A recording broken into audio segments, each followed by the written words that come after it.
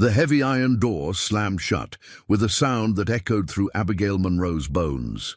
The key turned in the lock with terrible finality as Sheriff Wade Jenkins stepped back, his face a mask of indifference beneath his neatly trimmed mustache. Outside the barred window, the small town of Redemption Creek continued about its business, citizens averting their eyes from the jailhouse as they passed. 3 days, the sheriff said flatly. Judge Hamilton arrives on Wednesday. Until then, you can reflect on your sins. Abigail's parched lips parted. My children, the Wilcox family has them. Whether they stay there depends on the judge's ruling. Jenkins adjusted his hat, avoiding her gaze. Don't expect any special treatment, Mrs. Monroe. This town's made its decision about you. As his boots clacked across the wooden floor and the outer door shut behind him, Abigail sank onto the thin, straw-filled mattress, one hand pressed against her aching ribs where Hank Wilcox's men had struck her during the arrest. The other hand instinctively moved to her stomach, still slightly rounded from giving birth just 6 weeks earlier. 3 days, no food, no water. The message was clear. Redemption Creek had sentenced her to die. Before we jump back in, tell us where you're tuning in from, and if this story touches you, make sure you're subscribed, because tomorrow I've saved something extra special for you. Abigail Monroe stared through the iron bars of the Redemption Creek jailhouse window, watching dust devils dance down the main street. The July heat pressed against the small frontier town like a physical weight, the air inside her cell so thick it seemed to resist her shallow breathing. Sweat trickled between her shoulder blades, soaking the back of her faded blue dress, once her Sunday best, now the only clothing she owned that wasn't stained with milk or spit up from baby Thomas. Thomas. Her heart constricted at the thought of her 6-week-old son. And Mary, barely 4 years old with copper hair and a gap-toothed smile that had once been the mirror image of her father's. What would Hank Wilcox's wife tell them about why their mother had disappeared? The truth, or the lies that had spread? Through Redemption Creek like poison? 24 hours had passed since Sheriff Jenkins had locked her in this cell and walked away, taking the water bucket with him. Her tongue felt swollen, her lips cracked and bleeding. This wasn't an arrest. It was an execution without the dignity of a hanging. 6 months ago, she was respected in this town. Abigail Wright Monroe, schoolteacher turned wife of Lieutenant James Monroe, who'd ridden off with the 7th Cavalry and returned in a pine box with nothing but his pocket watch and wedding band. The town had mourned with her then, bringing food and offering condolences, the women taking turns helping with 4-year-old Mary while Abigail's pregnancy advanced. Everything changed when Abigail started asking questions. The dry goods store's ledger that didn't match what the army had paid. For supplies, the cattle that disappeared from Widow Jensen's ranch the night after she refused to sell to Hank Wilcox. The way Mayor Fletcher's pockets seemed to bulge with gold, while the town's promised schoolhouse remained unbuilt. You're just grieving, Mrs. Monroe, they'd told her at first, patting her hand with false sympathy. Pregnancy makes women emotional. You shouldn't worry about business matters. But Abigail had been the one to balance the regiment's books when James was alive. Numbers didn't lie, even when people did.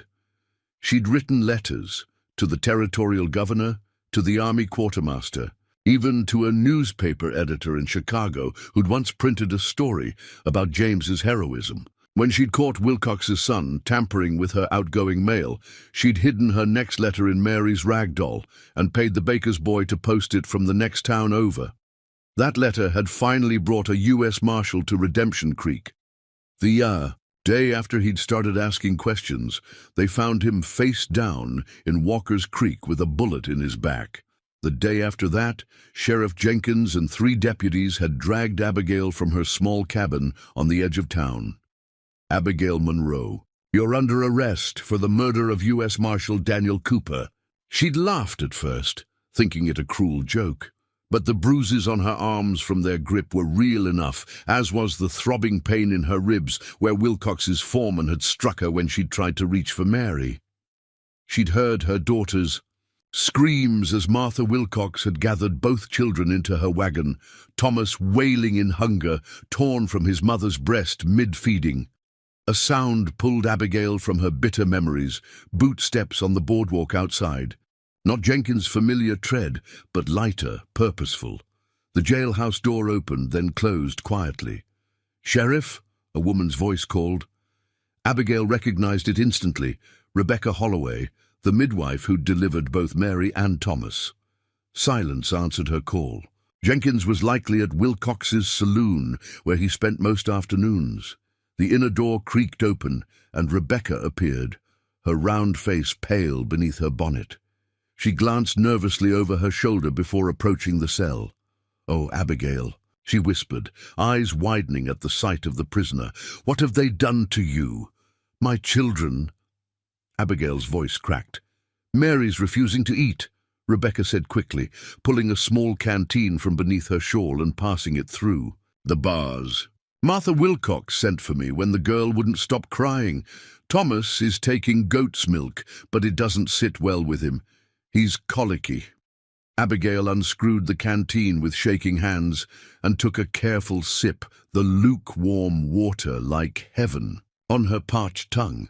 "Small sips," Rebecca cautioned. "Too much at once will make you sick." "They're saying I killed the marshal," Abigail said after a moment, keeping her voice low. Rebecca's eyes darted to the door again.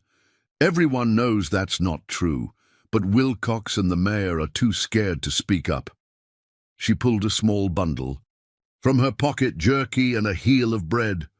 "I can't stay long. Jenkins checks the jail every few hours." "Why are you helping me?" Abigail asked, accepting the food with trembling fingers.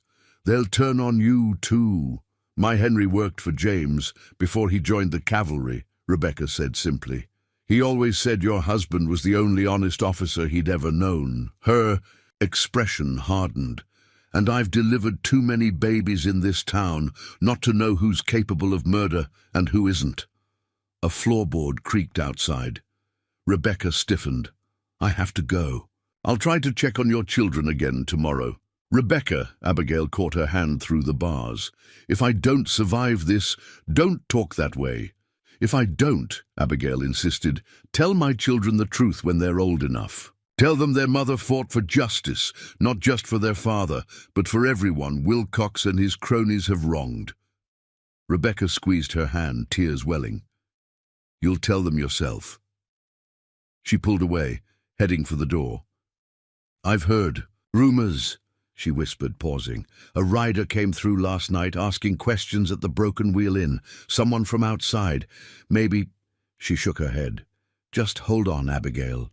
After Rebecca left, Abigail broke the jerky into small pieces, as the midwife had instructed, eating slowly to avoid cramping.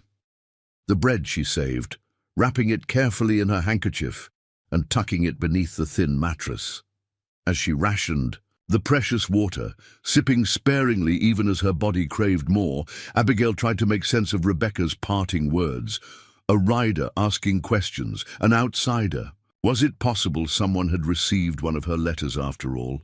Hope was dangerous in her situation, almost as dangerous as the truth she carried. The truth. Abigail closed her eyes, leaning her head against the cool stone wall. She hadn't witnessed Marshal Cooper's murder, but she knew who had.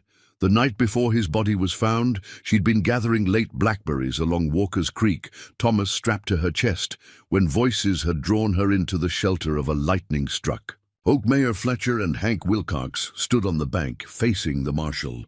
The setting sun had painted their faces in shades of blood and gold.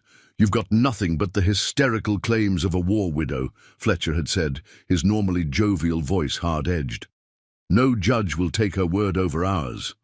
"I've got more." "Than her word," Cooper had replied, his hand resting casually near his holster. "I've got copies of the quartermaster's records, witness statements from Fort Laramie, and a very interesting telegram from Chicago about missing army funds. Wilcox had stepped forward, his massive frame blocking the dying sunlight. "Do you know how many lawmen have disappeared in these territories, Marshal? Indians, outlaws, accidents. No one would question it. Are you threatening a federal officer, Mr. Wilcox?" Abigail had clutched Thomas tighter, hardly daring to breathe. The baby had stirred against her chest, and she'd backed deeper into the shadows, moving carefully downstream until she could cross and circle back to town by another route. The next morning, Cooper's body had been discovered by a trapper, face down in the shallow water where she'd seen the three men talking. She'd known then that she was next. But she'd underestimated their cunning. Why risk killing her outright when they could let the law do it for them? A convenient arrest, a locked cell, no food or water. By the time the circuit judge arrived, there would be nothing left but to rule her death a tragic case of jail fever. The sound of horses outside pulled Abigail from her dark thoughts. Multiple riders moving at speed. The jailhouse door banged open, and Sheriff Jenkins stormed in, followed by Hank Wilcox himself, his grey suit immaculate despite the heat. Preparing and narrating this story took us a lot of time, so if you are enjoying it, subscribe to our channel. It means a lot to us. Now back to the story. "Who's been here?" Jenkins demanded, unlocking the cell door and grabbing Abigail roughly by the arm. "Who brought you this?" He kicked the canteen, spilling its precious contents across the dirt floor. "No one," Abigail said, wincing as his fingers dug into the existing bruises. Wilcox loomed in the doorway, his silver hair gleaming in the shaft of late afternoon sunlight from the small window. At 55, he still moved with the coiled strength that had made him rich, first as a bounty hunter, then as a cattle baron, and finally as the power behind Redemption Creek's rapid growth. "Holloway's wife was seen coming from this direction," he said, his voice deceptively soft. "Perhaps we need to have a conversation with the good midwife about interfering in legal matters." "Leave Rebecca alone," Abigail said, yanking her arm from Jenkins' grasp. "She was checking if Mary's fever had spread to me. You wouldn't want an epidemic in your town, would you, Mr. Wilcox?" It was a calculated risk, mentioning illness. If they thought she might be carrying something contagious, they might keep their distance, but if they believed Mary was truly sick, they might use it against her. "Your daughter is perfectly healthy," Wilcox said, a thin smile breaking through his bushy mustache. "My Martha has quite taken to the child, says she has a natural talent for needlework. As for the baby, well, a growing boy needs a father's guidance, doesn't he?" The implication struck Abigail like a physical blow. Wilcox had 8 sons already, grown men who managed his various enterprises across the territory. His youngest was 17. Why would he want? The realization dawned with sickening clarity. Thomas would inherit James's military pension and land grant once the paperwork cleared. Not a fortune, but a tidy sum for an infant with no father to claim it. "You won't get away with this," she said, her voice steadier than she felt. "People know what you're doing." "People know what we tell them to know," Wilcox countered. "By this time next week, they'll remember how the grieving widow lost her mind after her husband's death, how she murdered a U.S. Marshal who came to help her, how, overcome with remorse, she took her own life in this very cell." He glanced around the bare room. Hanged herself with strips of her dress, perhaps. Very tragic, very final. Jenkins looked uncomfortable. "Mr. Wilcox, we agreed to protect this town's interests." Wilcox cut him off. "Nothing has changed." He turned back to Abigail. "Enjoy your solitude, Mrs. Monroe. I hear the nights get quite cold here, even in summer." After they left, Abigail sank down on the mattress, mind racing. Wilcox's visit confirmed what she'd suspected. They never intended for her to face the judge. Whatever was coming would happen soon, within the next day or two. As the light faded from the small window, Abigail found herself thinking of her husband. James had been the opposite of men like Wilcox, quiet where they were loud, thoughtful, where they were impulsive, guided by principles rather than greed. He loved the law, believed in justice. The frontier isn't lawless because it lacks laws, he'd once told her. It's lawless because men pick and choose which laws apply to them. The last letter she'd received from him before his death had contained a silver dollar and a promise. Keep this safe. If trouble ever finds you and I'm not there, take it to Jacob Greyhorse at Fort Defiance. He'll know what it means. But Fort Defiance was 100 miles away, and Jacob Greyhorse, whoever he was, wouldn't learn of her plight in time to help her or her children.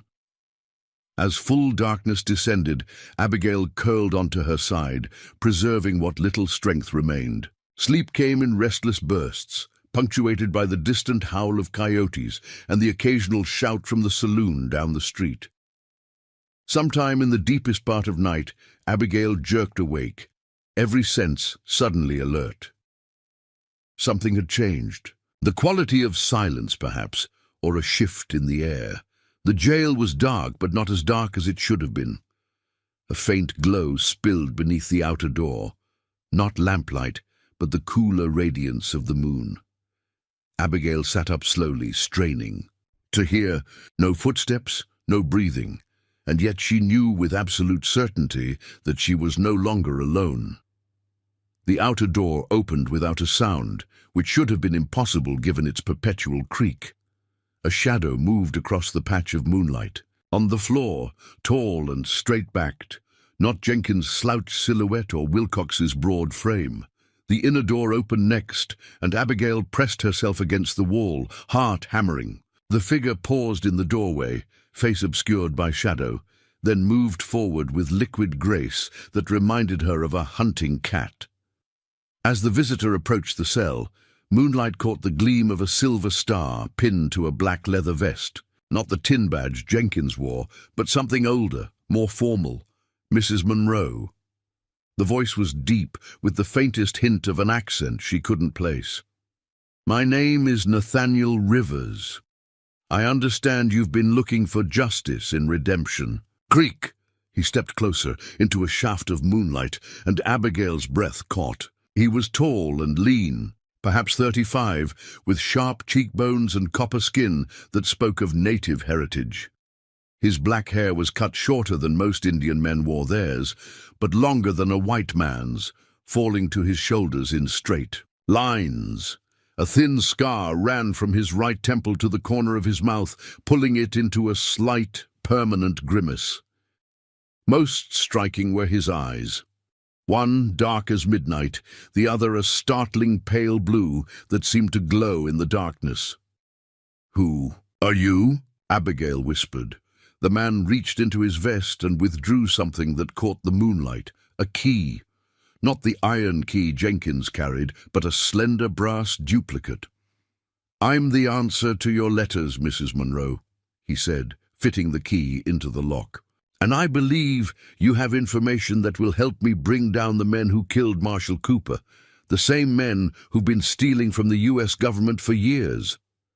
The lock turned with a soft click. "We don't have much time," Rivers continued, swinging the cell door open. "Can you walk?" Abigail rose on unsteady legs. "My children." "First things first," Rivers cut her off gently. "We need to get you somewhere safe. Then we'll discuss how to recover your children and expose the corruption in Redemption Creek." He offered his arm, and Abigail hesitated only briefly before taking it. As Rivers guided her toward the door, she noticed the Colt revolver holstered at his hip and the knife sheathed at his back, not the weapons of a common lawman. "Mr. Rivers," she asked as they paused at the outer door, "exactly who do you work for?" His mismatched eyes met hers, the blue one seeming to look straight through to her soul. "I work for justice, Mrs. Monroe," he said simply. "Now, let's get you out of here before the good sheriff realizes his prisoner has flown." Moonlight silvered the alleyway behind the jailhouse as Nathaniel Rivers guided Abigail through the shadows. Her legs trembled beneath her, weak, from dehydration and confinement. Each step required deliberate concentration, her body feeling strangely disconnected after the shock of this unexpected rescue. "Stay close to the buildings," Rivers murmured, his hand steady at her elbow. "Jenkins pays 2 men to watch the jail from the saloon. If they're doing their job, they've already noticed something's wrong." As if summoned by his words, a shout rose from the direction of Main Street. A door slammed, followed by the sound of running boots.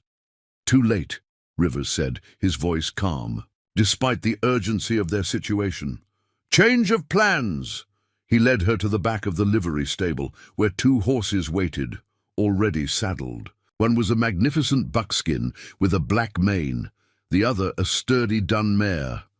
Rivers helped Abigail mount the mare, then swung effortlessly onto the buckskin.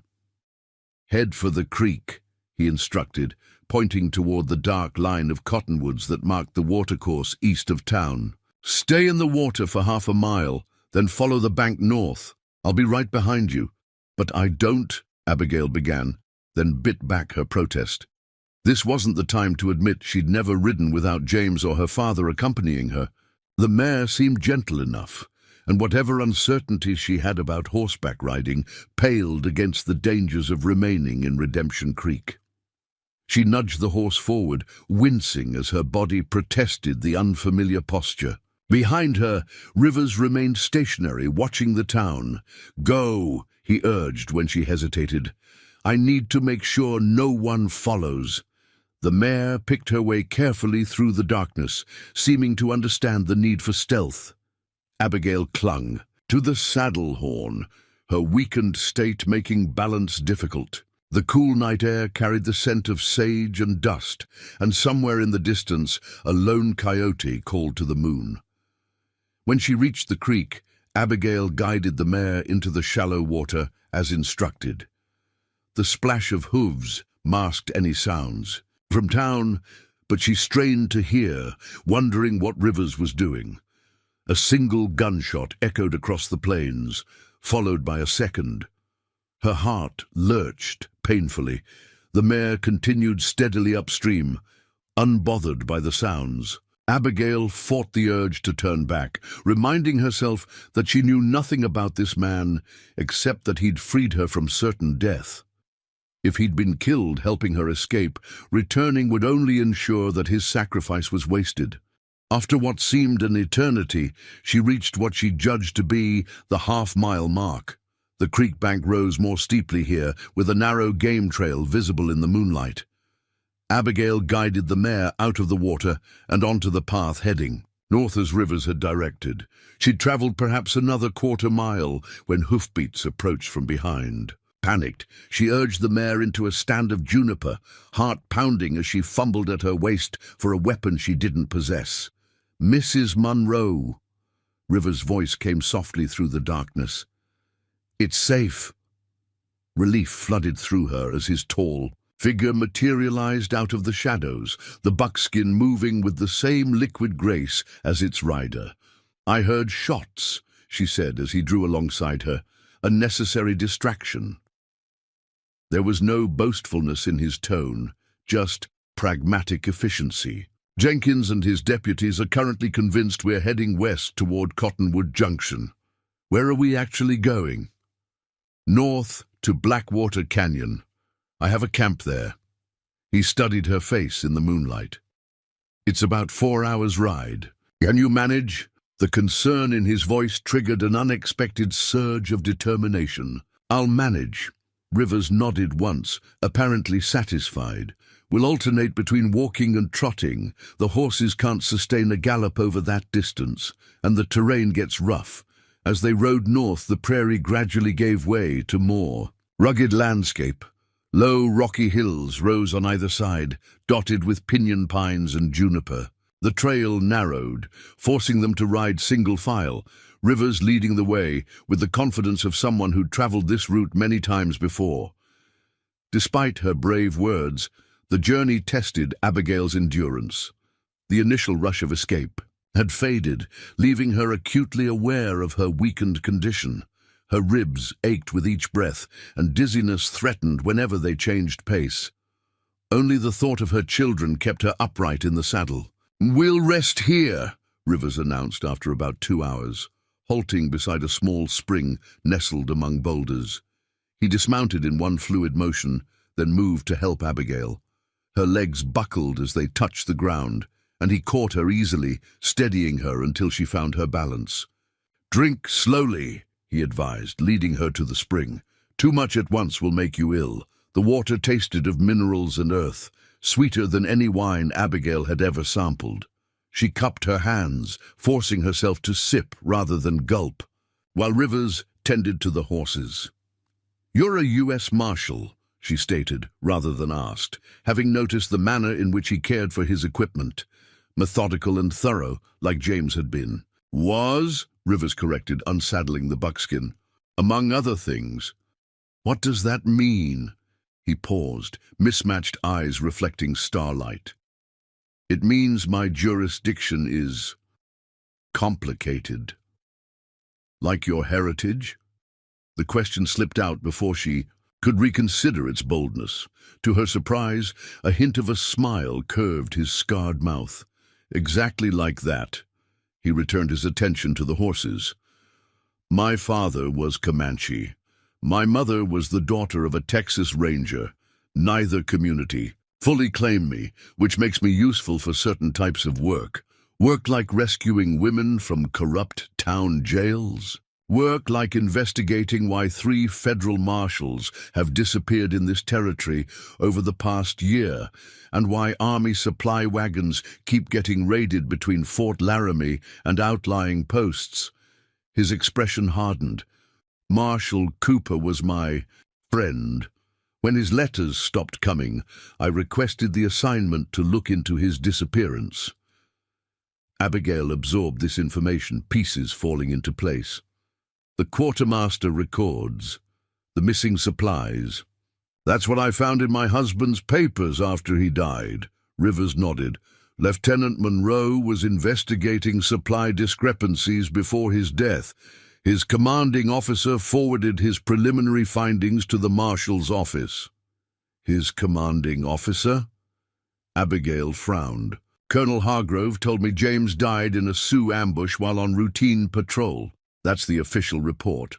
Rivers finished with the horses and sat across from her, his movements economical. "Does that sound like the kind of duty a quartermaster's assistant would be assigned?" A cold knot formed in Abigail's stomach. She'd questioned the circumstances of James's death from the beginning, but grief and the needs of her children had pushed those doubts aside. "Are you saying James was murdered too?" "I'm saying Lieutenant Monroe discovered something someone wanted kept quiet. Something worth killing for." Rivers produced a small package of jerky and hardtack from his saddlebag, offering her a portion. The same thing that led to Marshal Cooper's murder when he started asking questions. Abigail accepted the food, her mind racing. "Wilcox and Mayor Fletcher. I saw them with Cooper the night before his body was found." Rivers leaned forward. "Tell me everything you remember about that meeting." As they ate, Abigail recounted what she'd witnessed at Walker's Creek, the confrontation, Cooper's mention of evidence, the veiled threats. Rivers listened intently, asking occasional questions about specific details, his expression darkening when she described Wilcox's reference to Lawman disappearing in the territories. "It fits the pattern," he said when she finished. "Army supplies get diverted, records are falsified. Anyone who investigates meets with an accident. The operation is too sophisticated for a small-town cattle baron like Wilcox to manage alone. You think there are others involved?" "I know there are. The question is how high it goes." Rivers brushed crumbs from his hands. "Cooper thought he'd identified the ringleader before he was killed. I need to find the evidence he gathered." "And I need to get my children back," Abigail said firmly. Rivers studied her. "Those 2 objectives might complement each other, Mrs. Monroe." "Abigail," she corrected, "if we're going to be allies in this, you should use my given name." Something shifted in his expression, respect perhaps, or simple acknowledgement. "Abigail, then, And you can call me Nate, at least when no one else is around. The small concession to informality humanized him somehow. Abigail found herself noticing details she'd missed before, the fatigue lines around his eyes, the careful way he favored his left side, suggesting an old injury. "How much farther to your camp?" she asked, as they prepared to continue their journey. "Another 2 hours, if we maintain our pace." He helped her back onto the mare, his hands respectful, but impersonal. The canyon offers natural protection, difficult to approach without being seen, with multiple escape routes if needed. "You're expecting trouble." "I'm always expecting trouble." There was no self-pity in the statement, just a pragmatic acceptance. "It's how I've stayed alive this long." The remainder of their journey passed in relative silence, both conserving energy as the terrain grew increasingly challenging. Abigail found herself drifting between consciousness and a strange half-sleep, lulled by the mare's steady gait and her own exhaustion. Only the occasional murmured direction from Rivers kept her oriented. Dawn was breaking when they finally reached their destination, the eastern sky painted in watercolor shades of pink and gold. Blackwater Canyon proved to be a rugged cleft in the rolling landscape, with high walls of red rock and a narrow entrance that would be easy to defend. A small cabin, nestled against the southern wall, partially concealed by a stand of juniper and cottonwood trees. A creek bubbled along the canyon floor, explaining the unexpected greenery in this otherwise arid landscape. "It's beautiful," Abigail murmured as they made their way down a switchback trail to the canyon floor. "And defensible," Rivers added, pragmatic as ever. "The Comanche used this place as a winter camp generations ago. My father showed it to me when I was a boy. The cabin itself was simple but sound. A single room with a stone fireplace, its construction suggesting it had been built in stages over many years. Inside, Abigail found it surprisingly comfortable, with a bed, a table with 2 chairs, shelves holding books and supplies, and cooking implements hanging neatly from hooks. "You can take the bed," Rivers said, setting down their few belongings. "I'll prepare something to eat, then we should both rest. Tonight we'll need to plan our next steps." Too exhausted to argue, Abigail sank onto the edge of the bed. "My children," she began, but Rivers cut her off with a raised hand. "We can't approach Redemption Creek immediately. By now, Jenkins has men watching every trail, and Wilcox will have doubled security around his ranch where your children are, being kept. But Thomas, he's just a baby. He needs me." The thought of her infant son, colicky and refusing goat's milk, brought tears to her eyes. Rivers' expression softened fractionally. "I understand your urgency, but rushing in without proper preparation would endanger us all, including your children." He moved to the fireplace, building a small fire with practiced efficiency.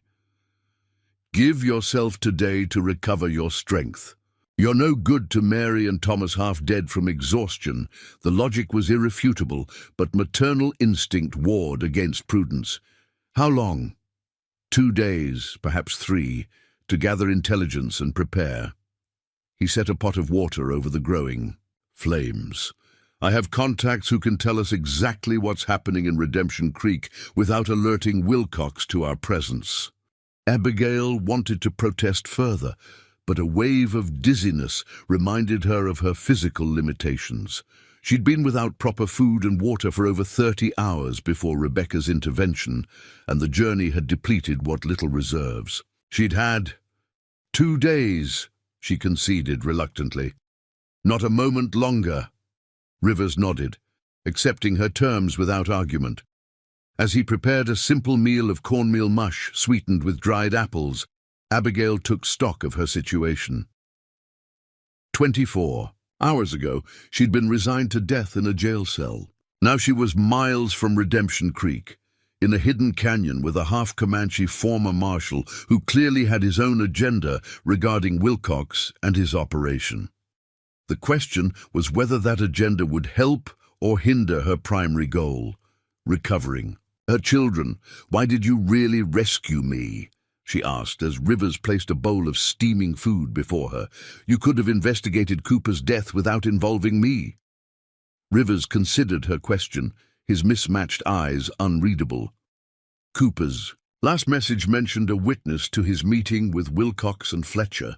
When I learned you'd been arrested for his murder, the connection seemed obvious. He paused. But there was another reason. Which was your husband. Rivers sat across from her, his own bowl untouched. James Monroe saved my life during the Platte River campaign 3 years ago. Our patrol was ambushed. He could have retreated with the others, but he came back for me. The revelation stunned Abigail. James had never mentioned this incident in his letters. He never told me. He probably couldn't. My work for the army was unofficial. Rivers finally took a spoonful of his food. I owe him a debt. Helping his family is the least I can do to honor that. The simple statement carried weight beyond its words. Abigail felt tears threatening again, not from fear or desperation this time, but from the unexpected connection to her husband. James had been gone over 6 months, but here was a piece of him she hadn't known existed. Thank you, she said quietly, for telling me that. After they ate, Rivers insisted she rest while he tended to the horses and secured the perimeter.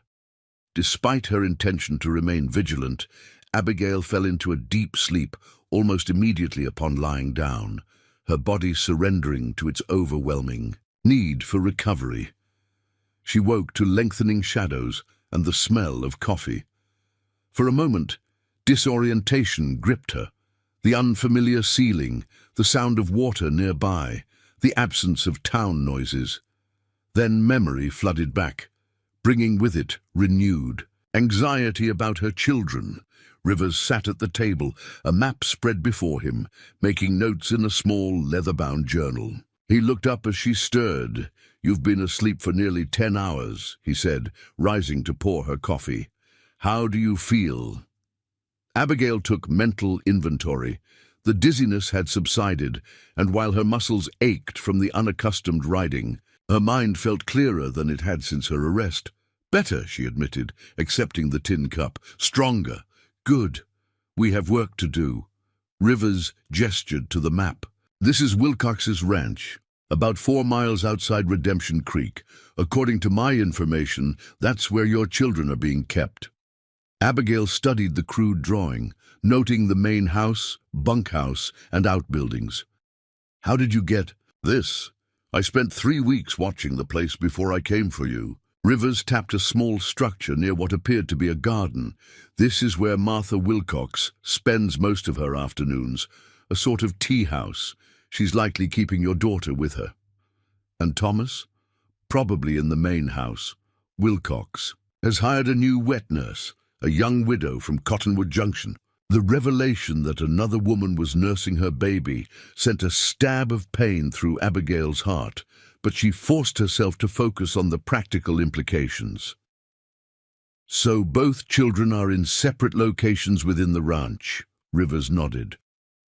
Which complicates matters. We'll need to coordinate carefully to retrieve them both simultaneously.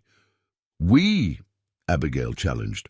I thought this was your mission of justice. Why risk yourself further for my children? Something like surprise flickered across Rivers' face. I gave you my word, Abigail. Your children are part of this now, whether I like it or not. The simple declaration disarmed her.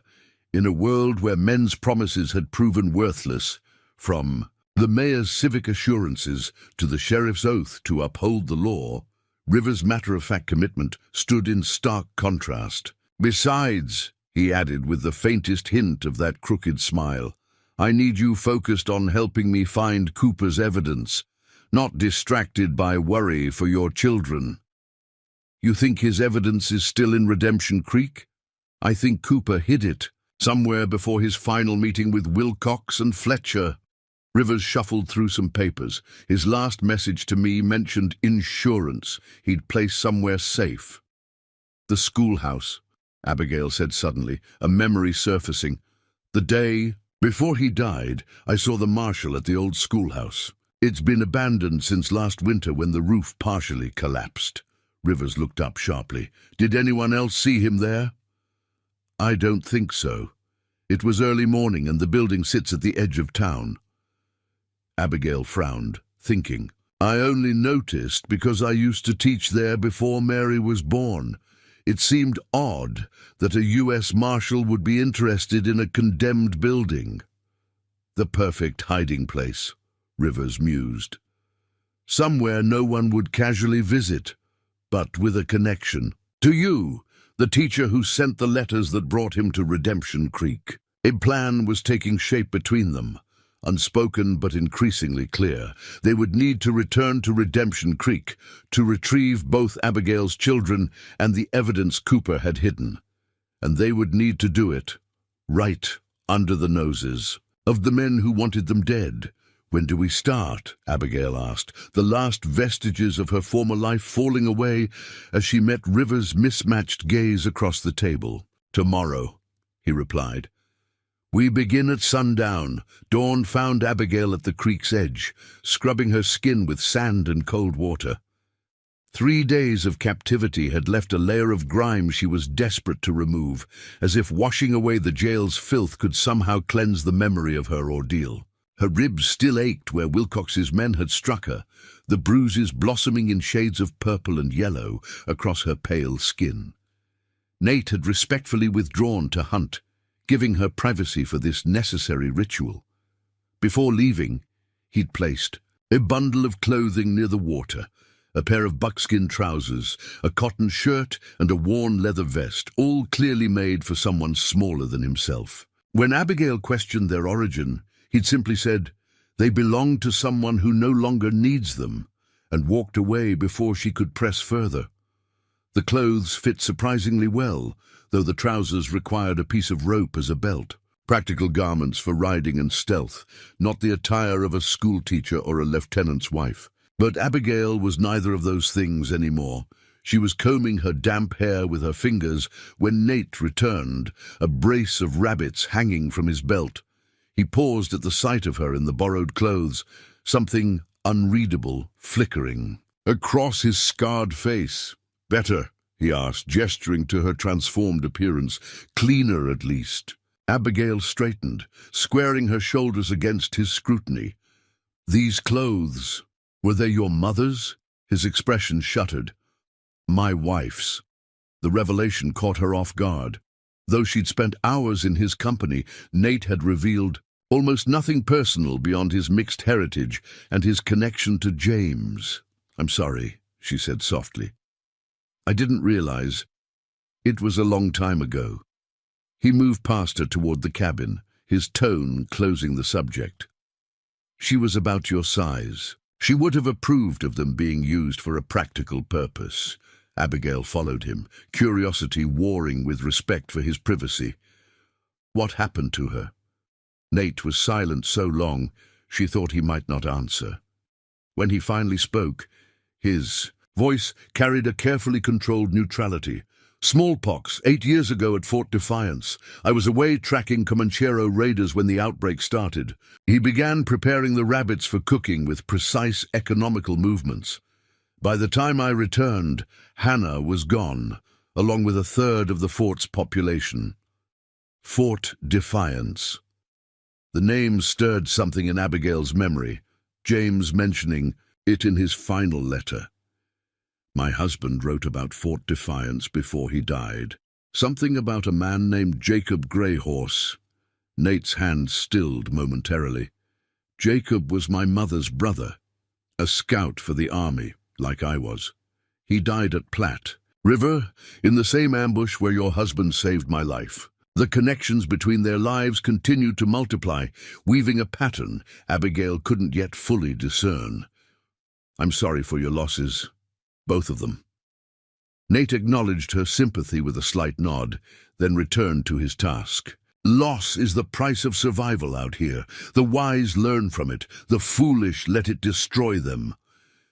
He glanced up, his mismatched eyes intense. Which are you, Abigail Monroe? The question wasn't posed as a challenge, but an assessment. She considered her answer carefully. 6 months ago, I was barely functioning after James died. I went through the motions of living for my children's sake, but something in me was dormant. She ran her fingers over the rough fabric of the borrowed vest. Then I found his notes about the supply discrepancies. Investigating gave me purpose again. Understanding why he died became more important than simply mourning that he had. Nate studied her, then nodded, as if confirming something to himself. That's why Cooper trusted you with his location. He recognized a kindred spirit, someone who values truth above comfort. As they prepared the morning meal together, Nate outlined his plan for their return to Redemption Creek. They would travel separately, Abigail disguised as a young Comanche man, Nate, presenting himself openly as a bounty hunter seeking information about an escaped prisoner. Bounty hunters are common enough in these territories that my presence won't raise immediate suspicion, he explained, sketching a rough map of their approach route. And Wilcox's men will be looking for a white woman, not a native youth. I can't speak Comanche, Abigail pointed out, and my riding skills are hardly convincing. You won't need to speak. My mother's people believe silence conveys wisdom in the young. A ghost of a smile touched his lips. As for riding, we have all day to improve your skills. The basics will be sufficient. You'll mainly need to look the part from a distance. After breakfast, they moved to a flat section of the canyon where Nate had established a small corral for the horses. What followed was the most intensive riding lesson of Abigail's life. Nate was a demanding but patient teacher, demonstrating the differences between Western and Comanche riding styles, then guiding her through countless repetitions. The Comanche are the finest horsemen on the plains, he explained, adjusting her posture on the dun mare. They move as one with their mounts, no wasted motion, no unnecessary signals. The horse becomes an extension of the rider's will. By midday, Abigail's muscles burned from the unaccustomed exercise, but she'd mastered the basics of riding bareback with just a hackamore, controlling the horse primarily with her legs and weight shifts rather than reins. The skill both exhilarated and humbled her. You learn quickly, Nate observed during their brief rest. Most white women would have given up after the first fall. Abigail rubbed her sore hip where she'd hit the ground during an early attempt at a quick turn. Most white women haven't spent 3 days in jail contemplating their children being raised by their would-be murderers. Nate acknowledged her point with a slight inclination of his head. Motivation matters, but so does natural aptitude. He passed her a water skin. Your disguise will need one more element. We'll need to darken your skin. That afternoon, Nate prepared a mixture of walnut hulls, clay, and bear fat. The resulting paste had a pungent, earthy scent that reminded Abigail of the forest after rain. He demonstrated its application on his own arm, creating a slightly deeper tone than his natural copper coloring. This won't wash off easily, but it will fade gradually, he explained, handing her the small pot. Apply it to any exposed skin, face, neck, hands. I'll help with your hair later. As Abigail carefully darkened her fair complexion, she found herself contemplating the strange turns her life had taken. A month ago, the idea of disguising herself as a Comanche youth would have seemed absurd, even improper. Now it felt like a practical necessity, no different from choosing the right tool for a difficult task. What changed you? She asked Nate. As they continued preparations, from Army Scout to Marshal to... She gestured vaguely, unsure how to categorize his current role.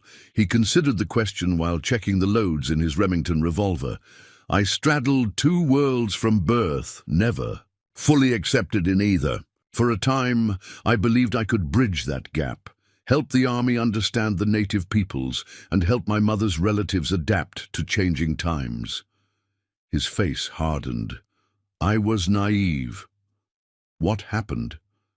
I watched treaties broken before the ink was dry, saw peaceful camps slaughtered under flags of truce, delivered empty promises to chiefs who knew they were being lied to but had no choice but to accept. His voice remained even, but something dangerous flickered in his eyes. After Hannah died, I had nothing left to lose. I decided if I couldn't serve either world fully, I would at least serve justice as I understood it. And justice led you to Marshal Cooper. Cooper was one of the few who saw the corruption for what it was, not just isolated incidents of frontier lawlessness, but an organized operation stealing from both the government and the tribes. Nate secured his weapon, movements precise. Men like Wilcox are symptoms. Cooper was tracking the disease to its source. As evening approached, Nate helped Abigail complete her disguise. He darkened her auburn hair with a mixture of charcoal and bare fat, then showed her how to braid it in the style of a young Comanche warrior. When she glanced at her reflection in a small mirror, a stranger looked back, a copper-skinned youth with dark, serious eyes. "Remember to keep your head slightly lowered," Nate instructed, adjusting the angle of her chin. "Your eyes are distinctive. 2. I'm pale for a full blood.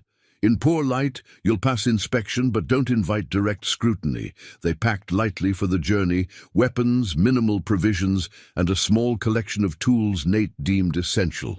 Among these was a slender metal implement Abigail didn't recognize. "Skeleton key," Nate explained when she inquired. "Opens most common locks. Not as elegant as the duplicate I used for your cell, but more versatile." "Where did you learn such skills?" Abigail asked, watching him pack the tool carefully in an oilskin pouch. "My father was a thief before he became a warrior," Nate replied matter-of-factly. "He believed practical knowledge was more valuable than moral superiority." A sentiment your husband appeared to share, given how quickly he acquired the jail key patterns during his own investigation. The casual revelation stunned Abigail. "James made that duplicate, the one you used." Nate nodded, continuing his preparations. "Left it with Jacob for safekeeping along with other materials. Apparently he suspected he might not be the only one at risk." He glanced at her. "Your husband was more complicated than perhaps you knew, Abigail." The statement wasn't meant unkindly, but it struck a nerve nonetheless. How well had she really known James? The man who'd shared her bed and fathered her children had also been investigating corruption, making duplicate keys and cultivating connections with men like Nate Rivers, all without her knowledge. "We leave at dusk," Nate said, interrupting her thoughts. "Sleep if you can. Tomorrow will test us both." But sleep proved elusive. As Abigail lay on the narrow bed, her mind churned with new information and mounting anxiety about the task ahead. James had been investigating the same corruption that had ultimately claimed his life. Had he known the danger? Had he suspected Wilcox's involvement? And what of her children? How were they faring under Martha Wilcox's care? A floorboard creaked, and she opened her eyes to find Nate standing in the doorway, silhouetted against the fading daylight. "Your thoughts are too loud," he observed quietly. "Sorry," she murmured, sitting up. "I didn't mean to disturb you."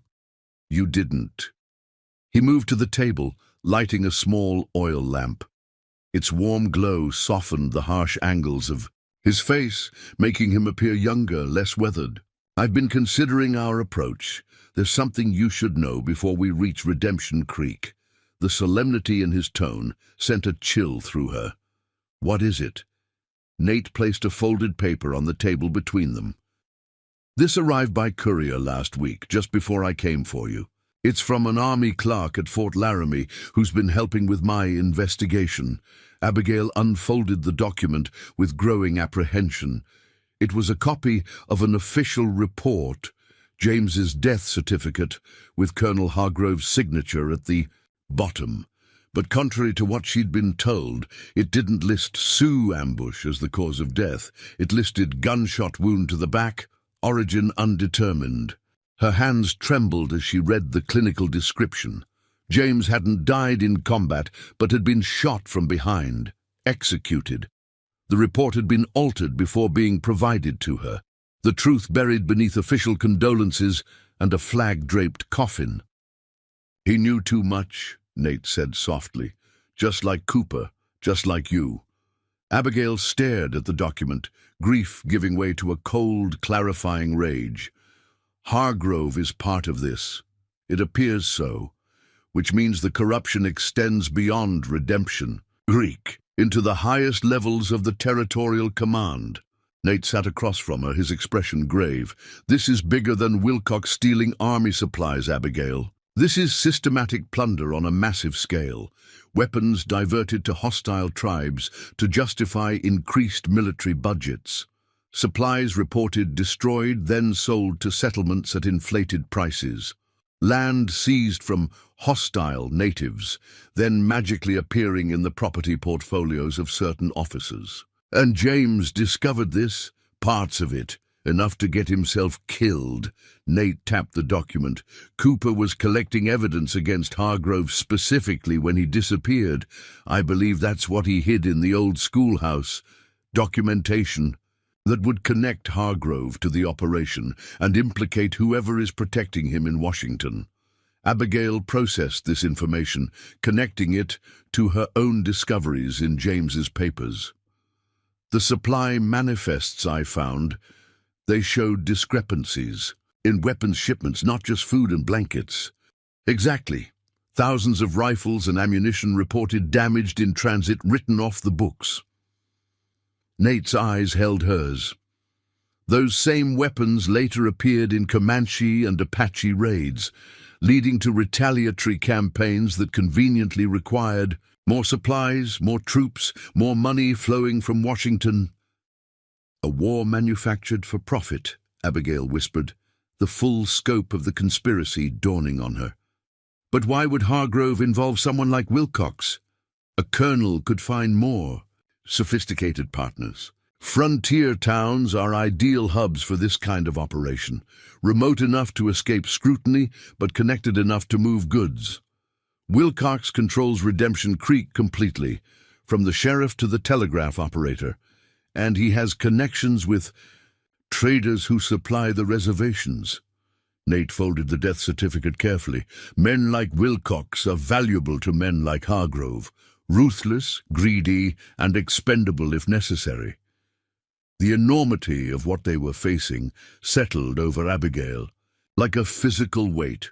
They weren't just going against a corrupt town boss, but elements of the U.S. Army itself. The danger had multiplied exponentially. "We should reconsider our approach," Nate continued, studying her reaction. "If we focus solely on retrieving your children, we might avoid drawing Hargrove's attention." The suggestion surprised her.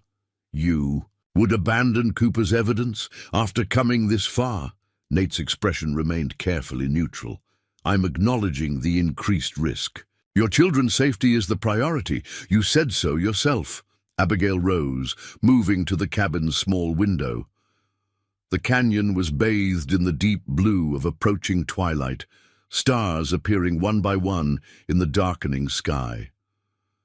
She thought of James, shot in the back by men he should have been able to trust, of Cooper meeting a similar fate for daring to investigate, of her own children, pawns in a game whose scale she was only beginning to comprehend. "If we don't expose this," she said finally, turning back to Nate, "how many more will die? How many other children will lose their parents to this corruption?" Something like admiration flickered in his mismatched eyes. "It's not your fight, Abigail. They made it my fight when they killed my husband, when they locked me in that cell to die, when they took my children." Her voice was steady, conviction replacing uncertainty. "We retrieve both, my children and Cooper's evidence. James deserves justice as much as Daniel Cooper did." Nate studied her for a long moment, then nodded once. "Understood." He rose, extinguishing the lamp. "We should move out.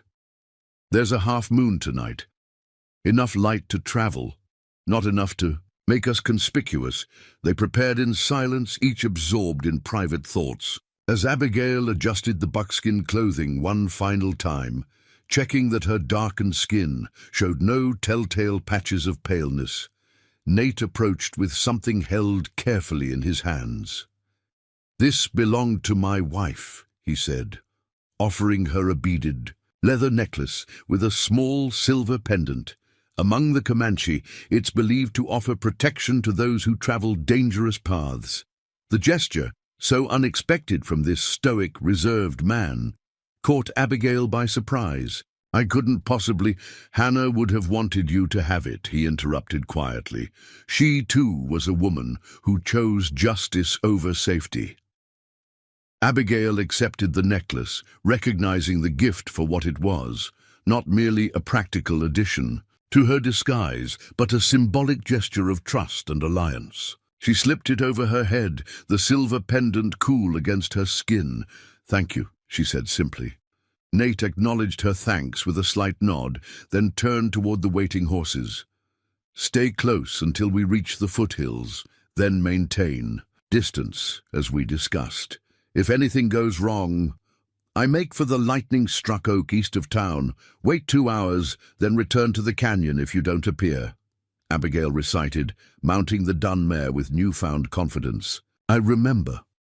As they rode out of the canyon into the gathering darkness, Abigail felt the weight of multiple responsibilities settling around her. Her children waited, unaware their mother was coming for them.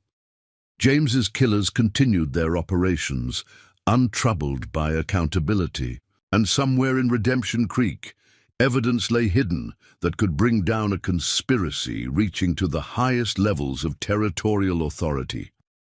The disguise she wore was fitting, she reflected. She truly had become someone new. Not just Abigail, Monroe, widow and mother, but a pursuer of justice, a keeper of dangerous secrets, a woman willing to risk everything to right cascading wrongs.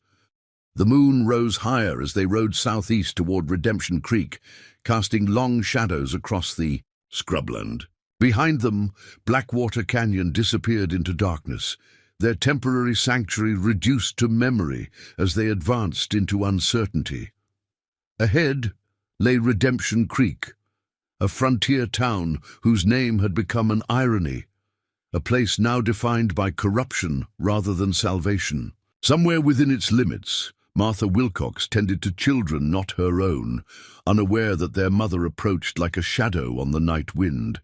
Somewhere within its limits, Cooper's evidence waited, the dead marshal's final testimony against those who had murdered him for his dedication to the law. And somewhere beyond it all, Colonel Hargrove continued his operations, unsuspecting that the widow of a man he had ordered killed was now riding toward a reckoning he could not anticipate.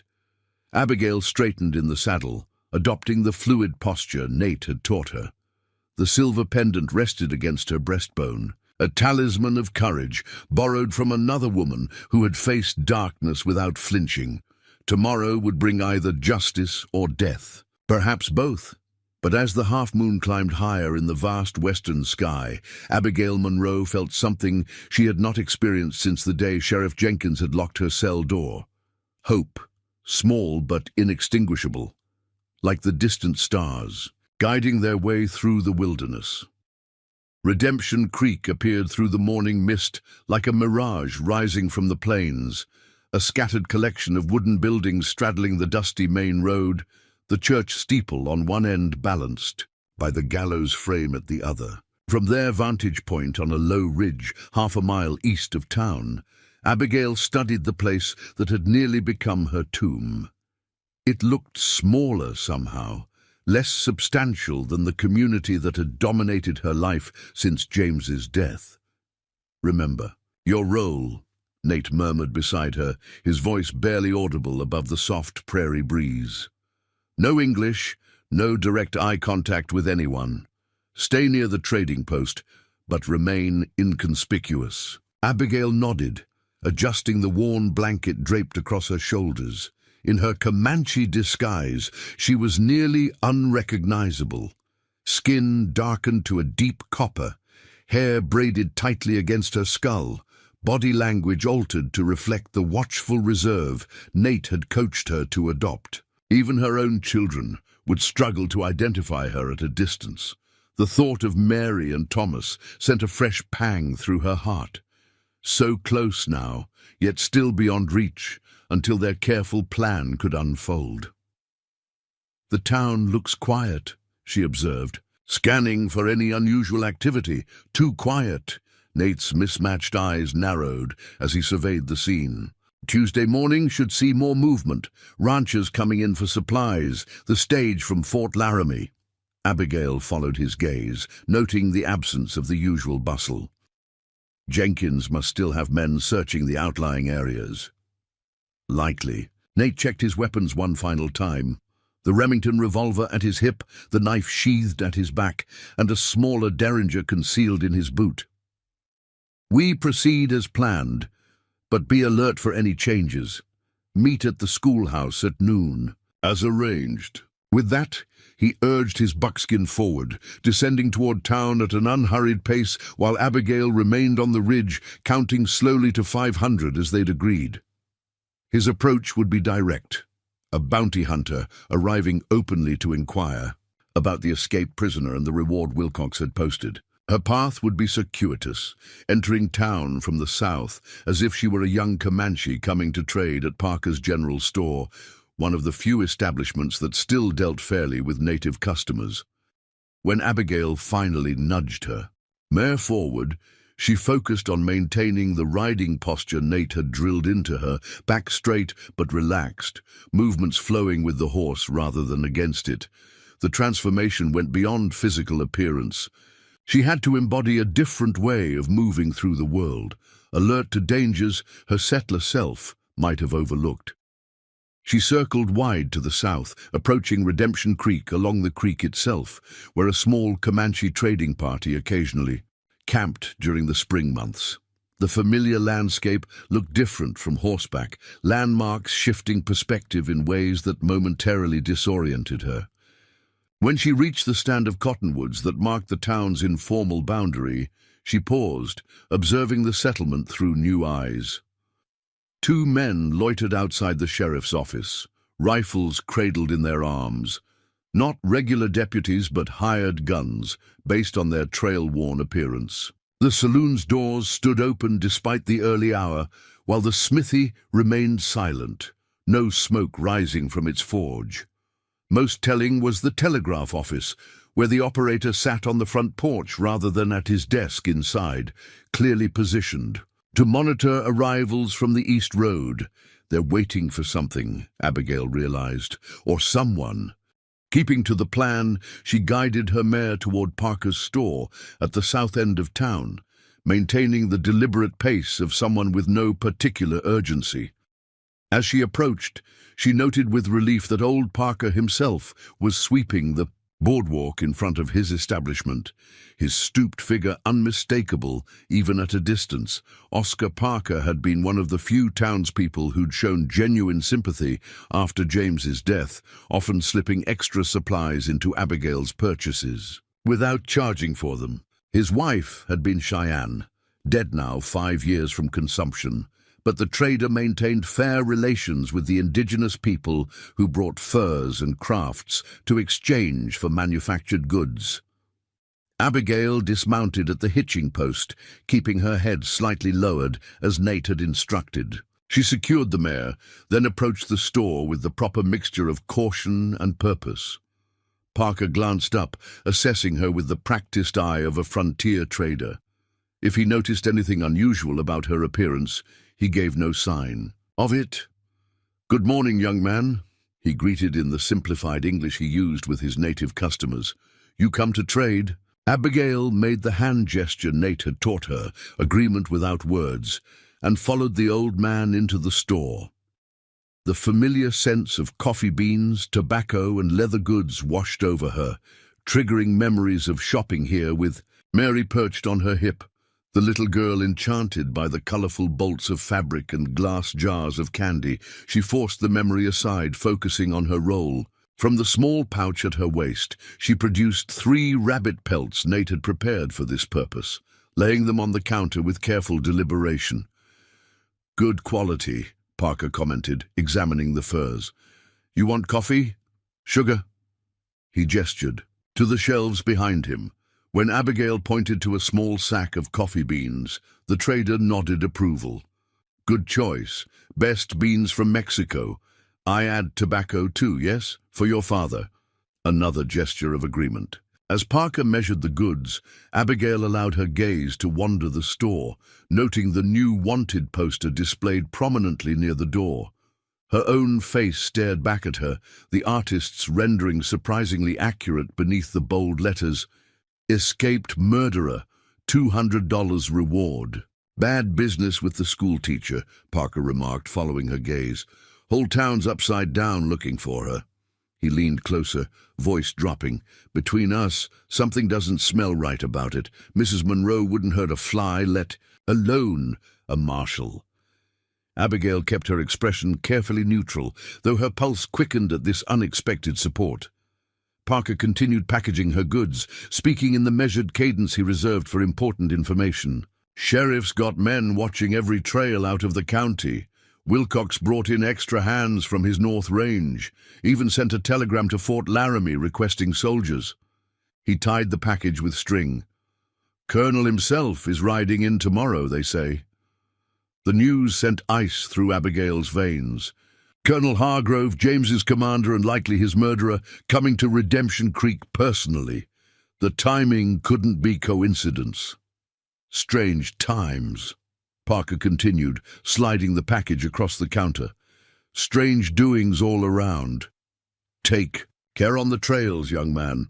Some of these new fellows don't distinguish between friendly tribes and hostile ones. Abigail accepted the package with a respectful nod, adding a gesture of thanks. As she turned to leave, the store's door swung open, revealing a familiar broad-shouldered figure. Frank Miller, Wilcox's foreman, and the man who'd struck her during her arrest. Miller paused in the doorway, eyes narrowing as he studied Abigail. Didn't know you were entertaining Injuns today, Parker. Paying customer, Parker replied mildly. Unlike some I could mention. The foreman grunted, moving aside reluctantly to let Abigail pass. She kept her pace unhurried, her gaze downcast, though every instinct screamed to run as she felt Miller's suspicious stare boring into her back. "Hold up there, boy," Miller called as she reached her horse. "Don't recognize you from the usual trading parties." Abigail froze, one hand on the mare's bridle. This moment wasn't part of the plan, direct confrontation so soon after entering town. She turned slowly, keeping her face partially shadowed by the blanket draped over her shoulder. Miller advanced, his hand resting casually on his holstered pistol. "I asked you a question, Injun. Where's your people camped?" "He doesn't speak English, Miller." Parker had followed them outside, broom still in hand. "Leave the boy be. He's just doing some trading for his family." Awful convenient time for strange Indians to show up, don't you think? Miller's eyes narrowed. "With a murderer on the loose." "A woman murderer," Parker emphasized, "unless you think Mrs. Monroe magically transformed into a Comanche boy." Several townspeople had paused to observe the confrontation, their expressions ranging from curiosity to outright hostility. Among them, Abigail spotted Rebecca Holloway, the midwife who had risked herself to bring food and water to the jail. Their eyes met briefly, and something like recognition flickered across Rebecca's face before she carefully smoothed her expression. The moment hung in dangerous balance until a new voice broke the tension. "Problem here, gentlemen?"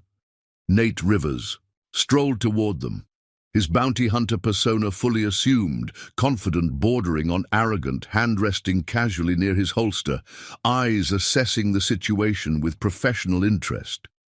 Miller turned, irritation evident in his stance. "Who's asking?" "Name's Rivers, tracking an escaped prisoner from the territorial prison at Yuma." Nate flashed a battered tin star. Not the U.S. Marshal's badge, but something that suggested official authority without specifying its nature. "Heard there might be other reward money available locally." The strategic redirection worked. Miller's Attention shifted from Abigail to this new potential ally in their manhunt. You'd be hearing about the Monroe woman. Monroe. Nate feigned mild interest. That the school teacher who killed the federal marshal. Passed a posse searching for her. Near Apache Wells 3 days back, have you seen her? Miller's posture changed instantly, suspicion giving way to eagerness. Glimpsed someone matching the description, heading southwest. Nate shrugged. Didn't realize it was connected to this jurisdiction until I hit town just now. Saw the poster. In the saloon. Miller glanced back at Abigail, his focus already waning as more pressing concerns took precedence.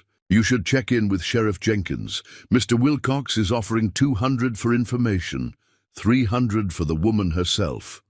Appreciate the tip. Nate tipped his hat, then glanced at Abigail with the casual disinterest of a man who viewed natives as part of the landscape rather than as people. This one causing trouble? Just being cautious, Miller muttered, already turning away.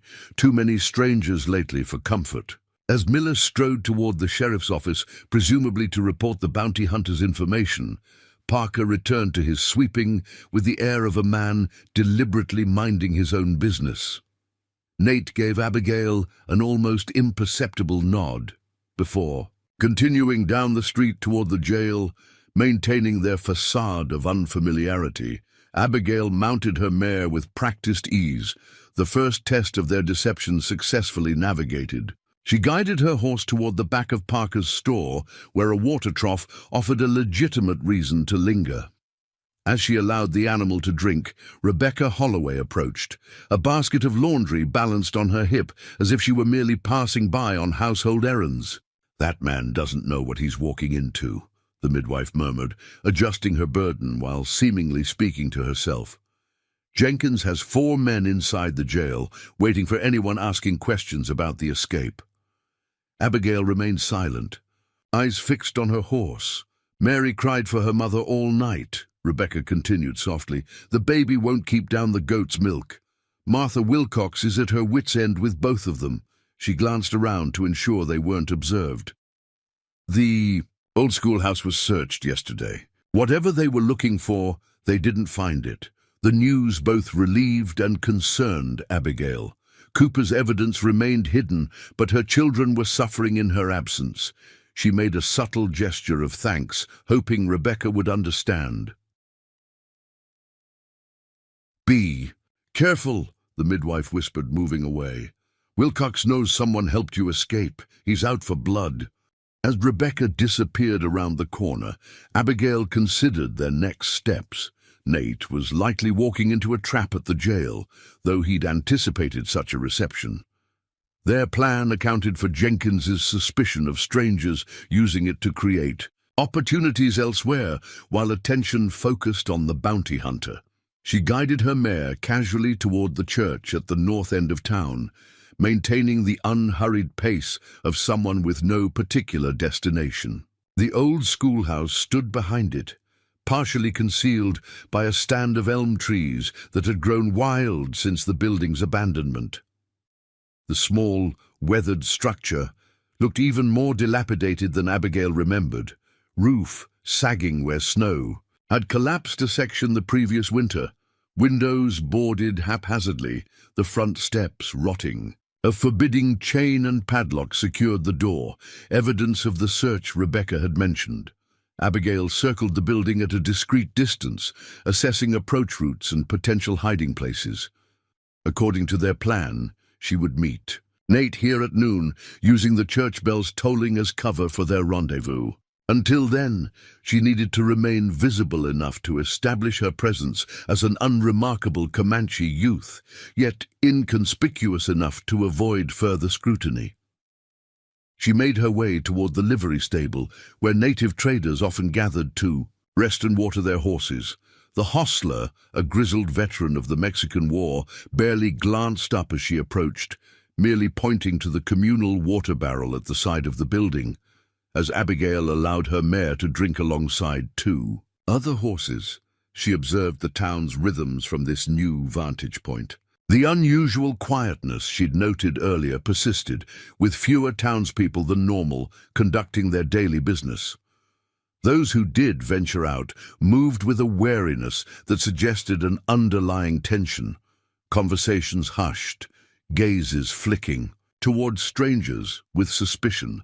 From the direction of the jail came raised voices, followed by the distinctive sound of a fist connecting with flesh. Abigail resisted the urge to look directly toward the disturbance, maintaining her disinterested facade while straining to hear. She caught fragments only. Bounty hunter. Questions. Search him. Before the jail door slammed shut, cutting off the commotion. Part of their plan involved Nate allowing himself to be detained temporarily, establishing his cover identity through a display of indignation at such treatment. The calculated risk would keep Jenkins and his deputies occupied while Abigail prepared for their next phase. The church bell rang at 10 o'clock. 2 hours until their planned meeting at the schoolhouse, assuming Nate extracted himself from the jail as anticipated. Abigail led her mare toward a patch of shade near the smithy, settling cross-legged on the ground, as if preparing for a brief rest. From this position, she could observe both the jail and the road leading to Wilcox's ranch, without appearing to pay particular attention to either. As she sat in apparent meditation, her mind raced through contingencies. If Nate failed to appear at noon, she would proceed alone to scout the ranch where her children were held. If he did arrive, they would search the schoolhouse for Cooper's hidden evidence, then move on to the ranch by nightfall. The minutes crawled by, each one stretching her nerves tighter. A wagon rumbled down the main street, Mrs. Peterson taking eggs to market, oblivious to the drama unfolding around her. 2 ranch hands emerged from the saloon, arguing amiably about a card game. Sheriff Jenkins himself appeared briefly on the jailhouse porch, scanning the street with narrowed eyes before disappearing back inside. At 11:30, movement at the south end of town drew Abigail's attention. 3 riders approached at a steady pace, their military bearing evident even at a distance. As they drew closer, Abigail's blood ran cold. The lead rider wore a colonel's uniform, his silver hair and trim beard instantly recognizable from the photographs James had kept. Colonel Edward Hargrove had arrived a day earlier than expected. The implications cascaded through Abigail's mind. Their carefully constructed timeline is now worthless, their advantage of preparation evaporating. Worse, Hargrove's presence suggested an escalation. He wouldn't ride personally into a frontier town unless something significant had occurred. There's a colonel and his escorts, a lieutenant and a sergeant based on their insignia, reined in before the sheriff's office. Jenkins emerged immediately, his usual swagger subdued in the presence of military authority. Words were exchanged, too distant for Abigail to hear. Then all 4 men entered the jail. Abigail rose slowly, gathering her mare's reins with deliberate calm while her thoughts raced. She needed to warn Nate, but approaching the jail now would be suicidal. Their noon meeting at the schoolhouse was still the safest option, assuming Nate could extricate himself from whatever situation was unfolding inside. She led her horse toward the church, maintaining an unhurried pace while calculating her next move. The building's side door likely remained unlocked for daily prayers, offering a vantage point from which to observe the schoolhouse without exposing herself. As she secured her mare to a hitching post, partially concealed by overgrown lilac bushes, the church door opened. Reverend Phillips stepped out, his tall figure stooped with age, but his eyes still sharp beneath bushy white brows. He paused at the sight of Abigail, head tilting in consideration. "Good morning, young friend," he said gently in the simplified English most townspeople used with native visitors. "You come to pray?" Abigail lowered her gaze, making the non-committal gesture that had served her thus far. The Reverend studied her for a moment longer than comfort allowed. "God's house welcomes all his children," he continued, switching unexpectedly. To fluid Comanche that left Abigail momentarily stunned, even those who wear faces not their own. Her head snapped up, meeting his knowing gaze directly for the first time. The Reverend smiled sadly, reverting to English. 20 years ministering to the Comanche gives one certain insight, Mrs. Monroe. His voice remained low, gentle. Your disguise is admirable, but your eyes, they remain your own. Fear closed Abigail's throat, her carefully constructed plan unraveling before it had truly begun. The Reverend raised a placating hand. Be at peace, child. I have no love for injustice, nor for men who imprison innocent women. He glanced toward the jail. The arrival of the colonel suggests matters are progressing more quickly than you anticipated. Your friend inside may need assistance sooner than planned. Abigail found her voice, though she kept it to a whisper. You know about Nate? Mr. Rivers visited my church early this morning, seeking sanctuary rights, not for himself, but for evidence he hoped to recover. Reverend Phillips smiled at her surprise. The sanctity of the confessional extends to all who seek truth, Mrs. Monroe, not merely those who attend Sunday services. The evidence is not in the schoolhouse, despite what your martial friend believes. The Reverend glanced around, ensuring they remained unobserved. Daniel Cooper entrusted it to me the night before his death, sensing his investigation had been compromised. Hope and suspicion warred within Abigail. Why would he give church evidence against Wilcox? Because churches endure when men fall, Phillips replied simply, and because he knew my history with the Comanche would make me sympathetic to exposing those who profit from manufacturing conflict with native peoples. A shout from the direction of the jail interrupted their conversation. The door had burst open, deputies spilling onto the porch with weapons drawn.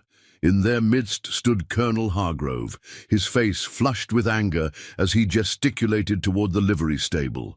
Inside, quickly, Reverend Phillips urged, opening the church door. Events are accelerating beyond our control. Abigail hesitated, torn between the need for shelter and concern for Nate.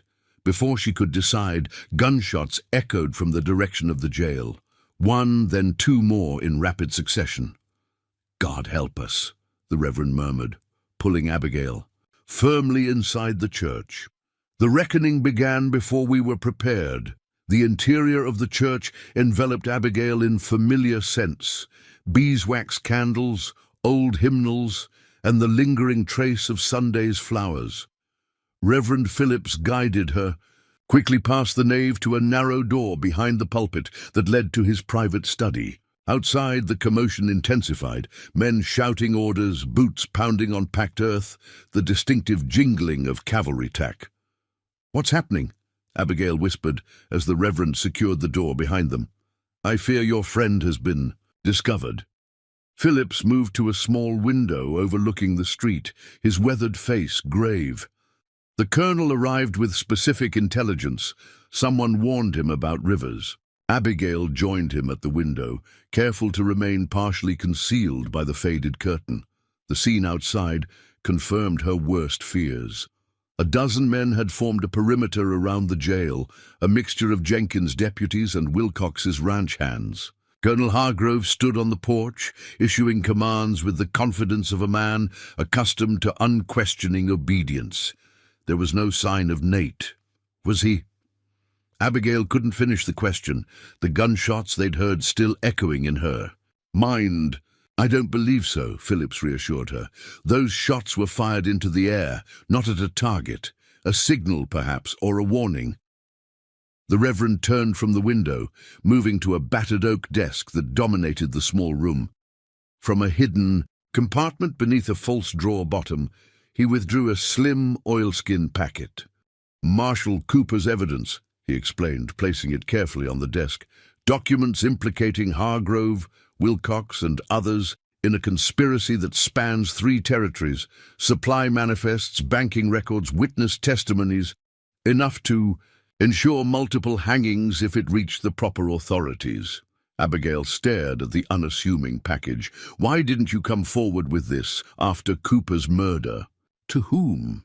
Phillips asked with gentle irony.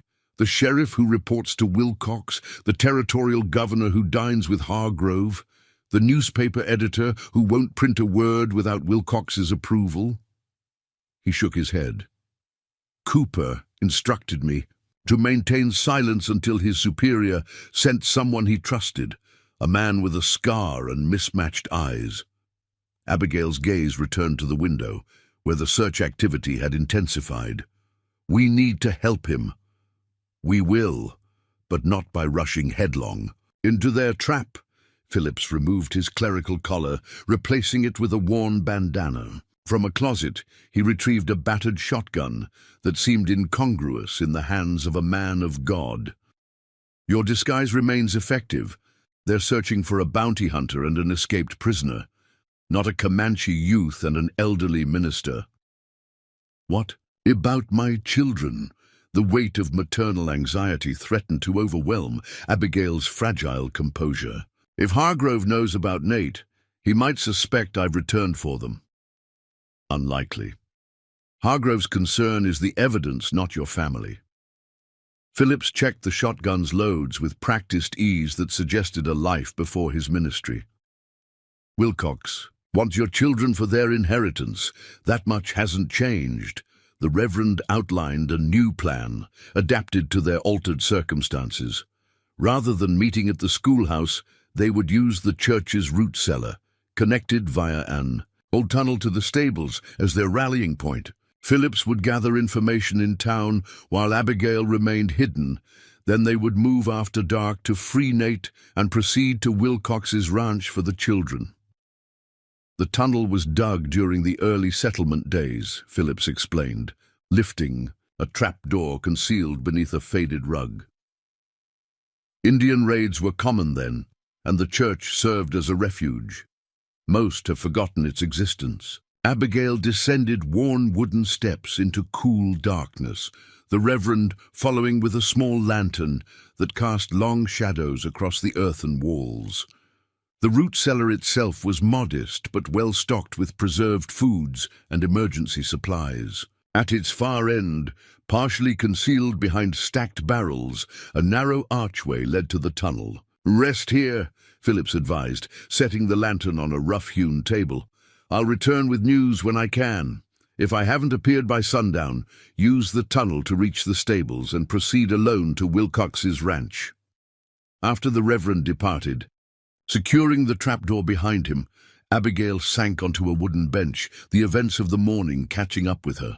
The physical strain of maintaining her disguise, the emotional toll of being so close yet still separated from her children, and now the fear for Nate's safety, all combined into a crushing weight.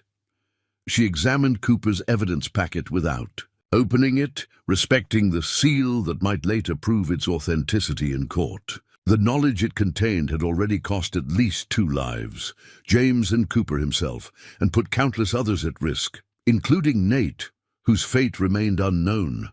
Hours passed in tense solitude, marked only by the distant tolling of the church bell and the muffled sounds of activity above.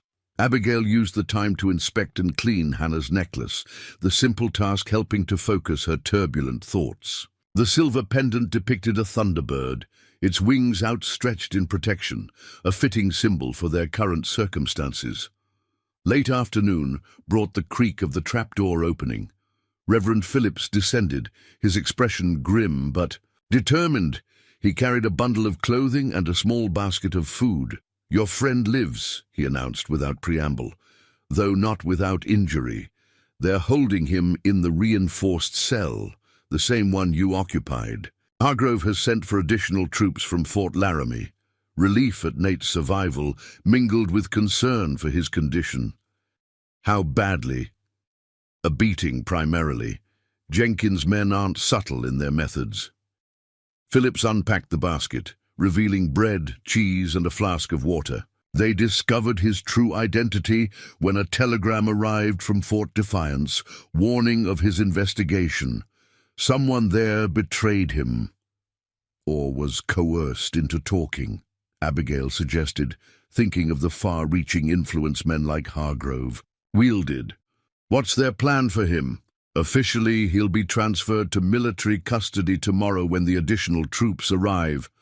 Unofficially, Phillips left the sentence unfinished, the implication clear. Nate would never reach fort. Laramie alive, and my children still at Wilcox's ranch, but there's been a development. The Reverend hesitated. Martha Wilcox brought them into town this afternoon to the doctor's house.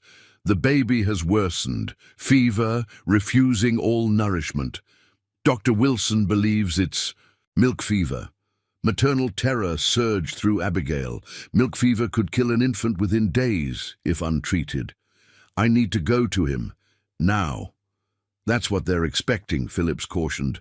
The timing is suspicious, Abigail. Your baby falls ill just as Hargrove arrives, and your rescuer is captured. The doctor's house is under observation by at least 3 of Wilcox's men. But maternal instinct outweighed caution. If Thomas is truly ill, every hour matters. I won't sacrifice my son to preserve our plan. Philip studied her, then nodded slowly. There may be a way to reach the doctor's house undetected. Dr. Wilson's wife is one of my parishioners, devoted but physically frail. I often visit in the evenings to pray with her. They wouldn't suspect a minister making a pastoral call, Abigail realized, hoping to rekindle, and his young Comanche convert accompanied him to learn Christian charity. Phillips smiled thinly. It's a risk, but a calculated one. They refined the approach as daylight faded. The Reverend would create a diversion near the jail, drawing attention away from the doctor's house long enough for Abigail to slip inside. Once there, her priority would be Thomas, with Mary and Nate as secondary objectives if opportunity allowed. The evidence, Abigail asked as they prepared to leave, glancing at the oilskin packet. Remains here, Phillips decided. Too valuable to risk if we're captured. If neither of us returns by midnight, Rebecca Holloway knows to retrieve it and take it to the territorial judge in Laramie. As darkness settled over Redemption Creek, they emerged from the church's side door. Phillips now dressed in his clerical garb, Bible in hand. Abigail still in her Comanche disguise, but with a small wooden cross suspended alongside Hannah's pendant, the symbol of a recent convert that would explain her presence with the minister. The town had transformed since morning, an undercurrent of tension visible in the increased patrols and the lanterns burning in windows, normally dark after sundown. They walked openly down the main street, Phillips nodding respectfully to the armed men they passed. None challenged them directly, though. Several eyed Abigail with curiosity. "Reverend," a voice called as they approached the doctor's residence. Frank Miller emerged from the shadows beside the picket fence, rifle cradled in his arms. "Kind of late for house calls, isn't it?" "Mrs. Wilson's consumption troubles her more at night," Phillips replied evenly. "She finds comfort in evening. In prayers. Mr. Wilcox knows of my regular visits." Miller's gaze shifted to Abigail, suspicion evident. "Still dragging that Indian boy around, I see."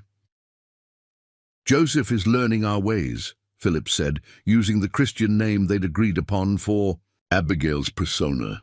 "Dr. Wilson has expressed interest in medical missionary work among the Comanche. I thought the experience would be educational for the boy." The explanation seemed to satisfy Miller, or at least didn't raise sufficient suspicion to warrant interference. He stepped aside, allowing them to proceed to the doctor's front door. Dr. Wilson himself answered their knock, his normally composed features strained with fatigue. Recognition flickered in his eyes at the sight of Abigail, quickly masked by professional discretion. "Reverend Phillips," he greeted with convincing weariness, "Mrs. Wilson is resting, but she'll be glad of your visit. Please come in. The doctor's house smelled of camphor and carbolic acid, the familiar medicinal scents overlaid with something sweeter, the distinctive odor of milk fever in an infant. Abigail's heart clenched at the implication. Thomas was truly ill, not just a pawn in Wilcox's machinations. Martha Wilcox brought in a sick infant earlier, Dr. Wilson remarked, leading them into his examination room rather than the parlor. I'd welcome your young friend's assistance if you're amenable. The Comanche have remedies for childhood fevers that sometimes prove effective when our medicines fail. The coded message was clear. Wilson was providing cover for Abigail to see her child. Phillips nodded agreement, then followed the doctor's gesture toward the parlor, ostensibly to visit with Mrs. Wilson while leaving Joseph to assist with the medical situation. Once alone with Abigail, Wilson dropped all pretense. "Your son is through there," he whispered, indicating a door leading to a back bedroom. "Martha Wilcox is with him, and your daughter is sleeping in the chair beside the bed. I gave Martha a mild sedative in her tea. She'll be drowsy, but not unconscious." "How bad is he?" Abigail asked, maternal fear overriding all other concerns. "Bad enough," Wilson admitted grimly. "Without his mother's milk, the substitutes have caused inflammation. His fever's high, but I've seen worse cases recover." He pressed a small vial into her hand. "Laudanum. 4 drops in Martha's tea will render her unconscious within minutes. The window above the herb garden is unlatched." Abigail gripped the doctor's arm in silent gratitude, then moved silently toward the bedroom door. She eased it open, heart hammering against her ribs with painful intensity. The scene inside struck her with physical force. Thomas, tiny and flushed with fever in the center of a large bed. Mary curled in an armchair, copper hair tumbled across, her face in sleep.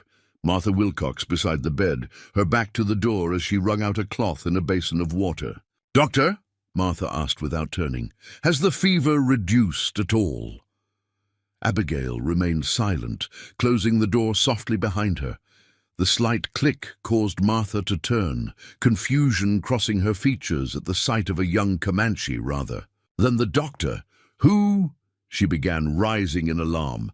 "Hello, Martha," Abigail said softly, the first English word she'd spoken aloud since entering town. She reached up, unwinding the cloth that partially concealed her features. "It's been a while." Recognition dawned in the other woman's eyes, followed immediately by fear.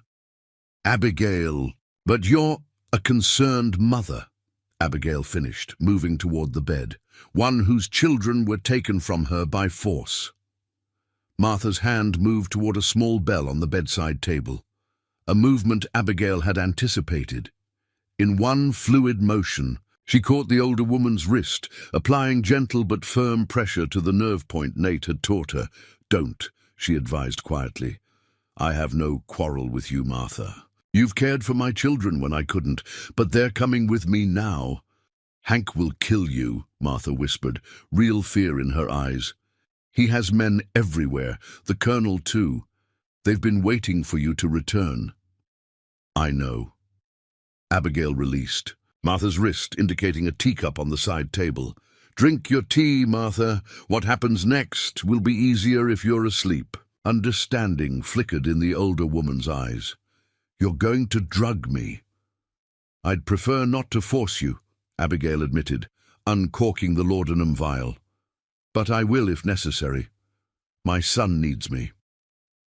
To her surprise, Martha made no further protest as she added the drops to the tea. "4 is excessive," the older woman remarked with unexpected pragmatism. "2 would suffice. I'm not as young as I once was." Abigail hesitated, then poured out half the dose. Martha accepted the cup with dignity, sipping it slowly, while Abigail moved to examine Thomas. Her baby's condition confirmed the doctor's assessment: feverish, dehydrated, his tiny body fighting the inflammation caused by unsuitable milk. Maternal instinct overwhelmed her, tears threatening as she lifted him gently from the bed. "He cries for you." Martha said softly, the sedative already affecting her speech. Every night. Mary too, though she's stronger, braver. A sad smile crossed her features. She reminds me of my Julia, the one I lost in '62. The unexpected confession caught Abigail off guard. I didn't know you'd lost a child. Cholera, she was 5. Martha's eyes grew heavy, the laudanum taking effect. Hank never speaks of her, says remembering makes me weak. She reached out, touching Thomas's flushed cheek with gentle fingers. I didn't want your children, Abigail. That was Hank's doing, but I've tried to care for them properly. I believe you, Abigail said, surprised to find she meant it. Martha Wilcox, for all her complicity in her husband's schemes, had shown genuine concern for Thomas and Mary. Help me now. Tell me how many men are watching the house. 3 outside, Miller by the gate, 2 others at the back. Martha's words slurred slightly, her struggle against the sedative evident. Hank's at the jail with the colonel. They're questioning your friend, the Indian marshal. Abigail moved to wake Mary, her heart constricting at the sight of her daughter's peaceful face. 4 years old, and already she'd endured more loss than many adults. Her father's death, separation from her mother, and now this upheaval. She brushed the copper curls from Mary's forehead, whispering her name softly. The little girl stirred, blue eyes blinking open in confusion. Recognition dawned slowly, disbelief giving way to wonder. "Mama," she whispered, reaching up to touch Abigail's darkened face. "Is it really you?" "Yes, sweetheart." Abigail gathered her daughter close with her free arm, Thomas cradled securely against her chest. "I'm here now." Mary buried her face against Abigail's neck, small body trembling with emotion. "They said you were gone forever, that you did something bad." "That wasn't true," Abigail assured her, heart breaking at her daughter's distress. "I would never leave you willingly, never." From the outer room came the sound of the front door opening, followed by raised voices, Phillips and Dr. Wilson, their tones deliberately loud, creating the diversion they'd planned. Martha struggled to rise from her chair, the laudanum making, her movements clumsy. "Go," she murmured, gesturing weakly toward the window. "They'll check here soon." Abigail hesitated, unexpectedly torn. Despite everything, Martha had shown a grandmother's care to her children. "Come with us," she found herself offering. "Hank doesn't deserve your loyalty." A sad smile crossed Martha's increasingly drowsy features. 30 years of marriage leaves little room for rebellion, Abigail. Besides, where would an old woman like me go? She waved toward the window again. "Save your children. And that marshal of yours, if you can. He's a good man, refused to break even when they hurt him badly." The knowledge that Nate had endured torture without betraying their plan strengthened Abigail's resolve. She moved quickly to the window, easing it open with one hand, while balancing Thomas against her shoulder. The baby whimpered softly, his fever-warm body radiating heat against her neck. "Hold tight to my neck, Mary," she instructed, helping her daughter climb onto her back. "Like a little monkey, remember? Don't let go until I tell you." With both children secured, Abigail eased through the window into the herb garden below. The night air carried a hint of impending rain, the clouds obscuring the moon and stars. A blessing that deepened the shadows concealing their escape. She crouched beneath the window, listening intently for any sign of Wilcox's men. Footsteps crunched on gravel, one of the guards making his rounds. Abigail pressed herself against the house wall, Mary's arms tightening around her neck in silent understanding of the danger. The steps passed, moving toward the front of the house where the diversion continued. "Now," Abigail whispered, darting low across the garden toward the rear fence. The weathered boards had a loose section. She'd spotted it from the bedroom window, calculating it would be just large enough for them to squeeze through. They reached the fence without detection, but as Abigail worked to move the loose board, Thomas began to cry, a thin, feverish wail that pierced the night. Mary instinctively covered her brother's mouth with a small hand, but the damage was done. "Someone's in the garden," a male voice called from near the house. Lantern light spilled across the yard as the guards converged on their position. Abigail abandoned stealth for speed, wrenching the board aside and pushing Mary through the gap. "Run to the church," she commanded, passing Thomas through next before following herself. They emerged into the narrow alley behind the row of houses. Darkness, providing momentary cover as shouts erupted behind them. Abigail swept Mary into her arms alongside Thomas, her body fueled by maternal desperation as she ran toward the distant shape of the church steeple. Gunshots echoed from the direction of the jail, not warning shots this time, but the distinctive, a pattern of an exchange of fire. The diversion had escalated beyond Phillips's control, the town erupting into open conflict. Lanterns flared to life along Main Street as townspeople emerged to investigate the commotion. Abigail darted between buildings, keeping to shadows while working her way toward the church. Thomas's cries had subsided to whimpers, his small body burning against her chest. Mary remained silent, her face buried against her mother's shoulder in perfect understanding of the danger. They were halfway to safety when disaster struck. Rounding the corner of the Mercantile, Abigail collided with a solid figure, Colonel Edward Hargrove himself, accompanied by 2 soldiers. "What the—" he began, then his eyes widened in recognition. Despite her disguise, "Mrs. Monroe, what an unexpected pleasure." Abigail backed away, clutching her children tighter, but the soldiers moved to block her retreat. Hargrove smiled, the expression never reaching his cold eyes. "I've been looking forward to meeting James's widow," he said conversationally, as if they'd encountered each other at a social gathering rather than a nighttime escape. "He spoke of you often, quite the devoted husband by all accounts."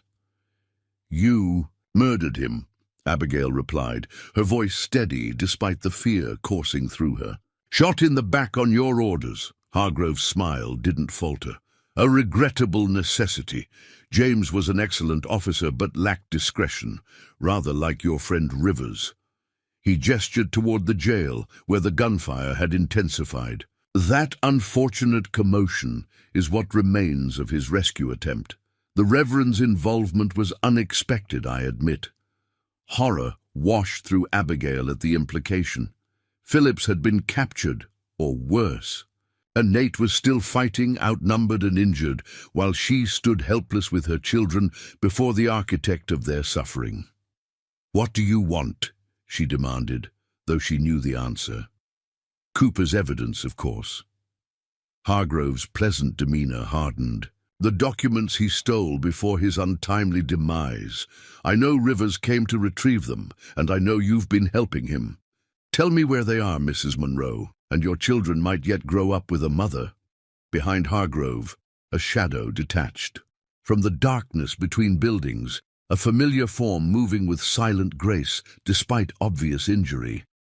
Nate, his face bloodied, but his mismatched eyes burning with cold determination.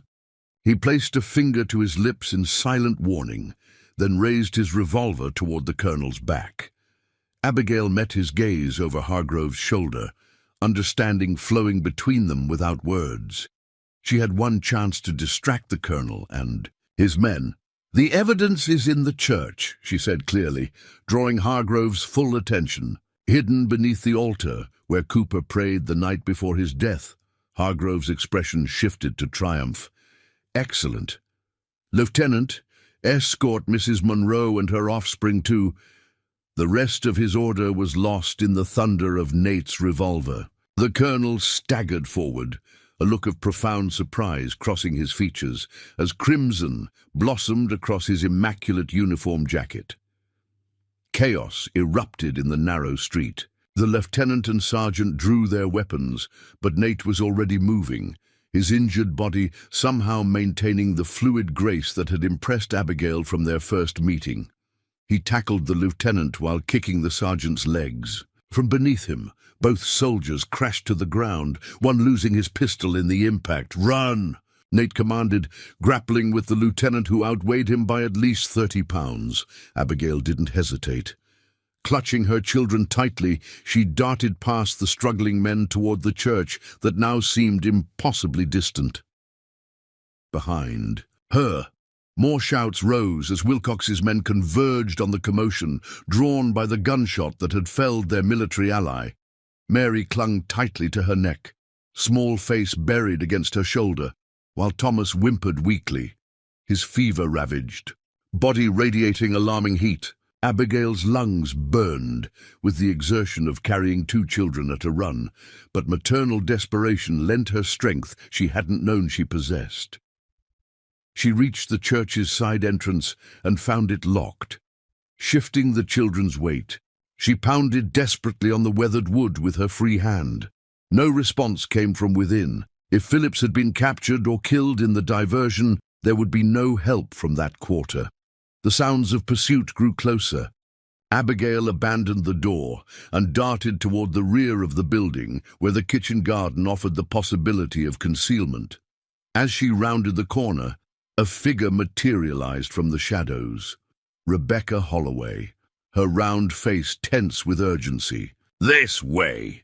the midwife hissed, gesturing toward the small shed where gardening tools were stored. "Quickly!" Abigail followed without question, ducking into the cramped space as Rebecca secured the door behind them.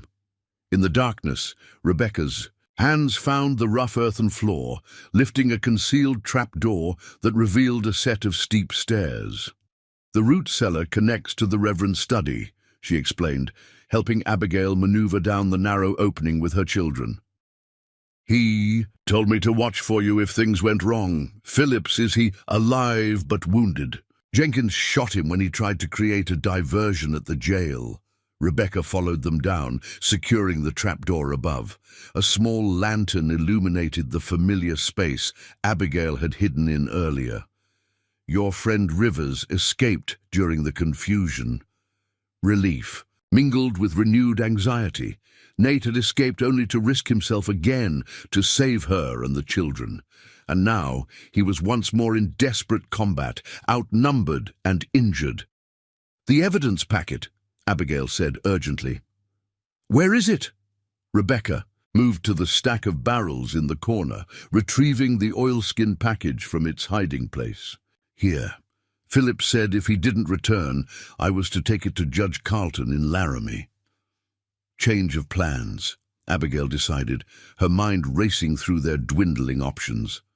"We need to get my children to safety first. Thomas is burning with fever. He needs proper care immediately." Rebecca examined the infant with professional concern, her experienced hands gentle on his flushed skin. "Milk fever, advanced stage. We need to break it within hours or—" She left the dire consequence unstated. "Can you treat him here?" Abigail asked, desperation evident in her voice. "I need herbs from my cottage, milk thistle, feverfew." The midwife glanced toward the ceiling, where the sounds of men searching the church grounds filtered through. "But that's impossible now. They'll have my place too." Mary, who had remained preternaturally silent throughout their flight, spoke up in a small, determined voice. "Is Mama in trouble?" Abigail knelt, bringing herself to eye level with her daughter. "Yes, sweetheart. Bad men are trying to hurt us, but we're going to be brave, just like your father would want." The mention of James brought fresh resolve to Abigail's exhausted mind. Her husband had died investigating this conspiracy. She would not let his sacrifice, or Cooper's or potentially Nate's, be in vain. "The tunnel," she said, turning to Rebecca. "Where does it lead exactly?" "The livery stable," Rebecca replied. "It emerges in an old storage room that's rarely used." "And the stable backs onto the east road, the one leading to Fort Defiance." Abigail's thoughts crystallized into a desperate plan. "Is there a horse we could take? Something that won't be immediately missed?" Rebecca considered this. "Old Jim keeps his personal mare in the back stall. He'd help if he knew the circumstances. He's No friend to Wilcox, the decision formed with sudden clarity.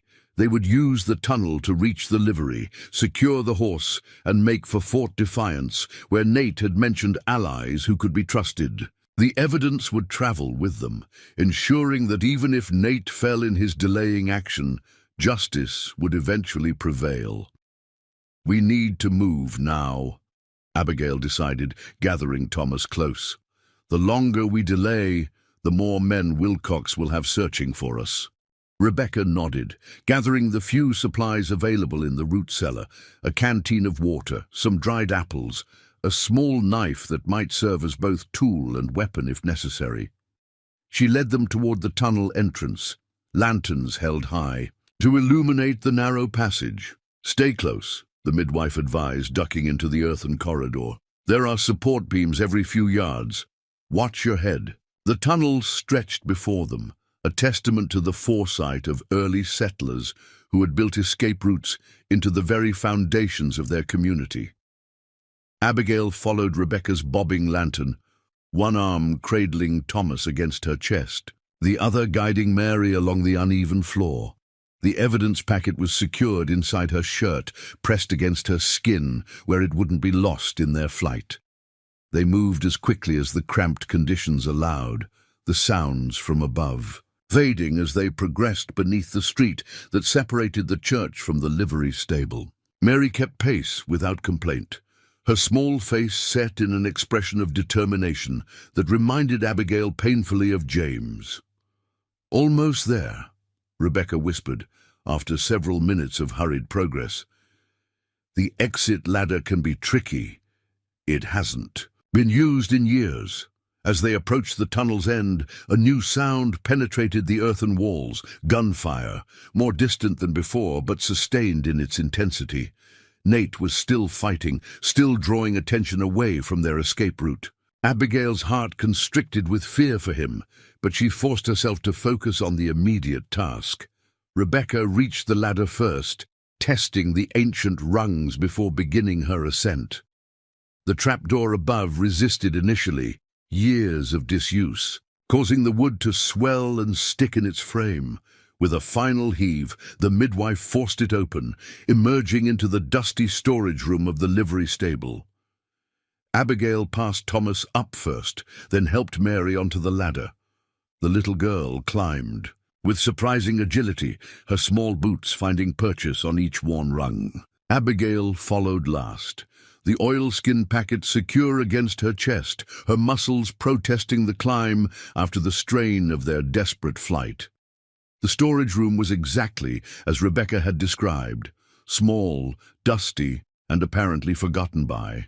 The stable's current occupants, tack from a bygone era hung on the walls, saddles designed for cavalry mounts rather than civilian horses, bridles that had perhaps seen service in the Mexican War decades earlier. Rebecca cracked the door, peering cautiously into the main stable. "3 men at the front watching the street," she reported. "Old Jim is nowhere to be seen, probably hiding from the trouble. And the back stalls? Clear from what I can see. The mare should be in the last one on the left." They slipped from the storage room into the shadowy main stable, moving silently past empty stalls toward their destination. Most of the town's horses had been requisitioned for the search, leaving the building eerily vacant, except for a few animals too old or unsuitable for hard riding. Old Jim's mare proved to be a sturdy bay, not young but well cared for, with intelligent eyes that regarded their approach with cautious interest. Abigail stroked her velvety nose, murmuring soothing words, as Rebecca quickly located a saddle and bridle from the nearby tack room. "She'll carry all 3 of you," Rebecca whispered, expertly saddling the animal. "Not at a gallop, but she'll maintain a steady pace through the night." Abigail's heart sank as she realized the midwife wasn't planning to accompany them. "You should come with us," she urged. "When they discover your involvement—" Rebecca shook her head firmly. "I was born in Redemption Creek, Abigail. My mother delivered half the town's children, and I delivered the other half. They may suspect me, but they won't harm one of their own." Her expression hardened.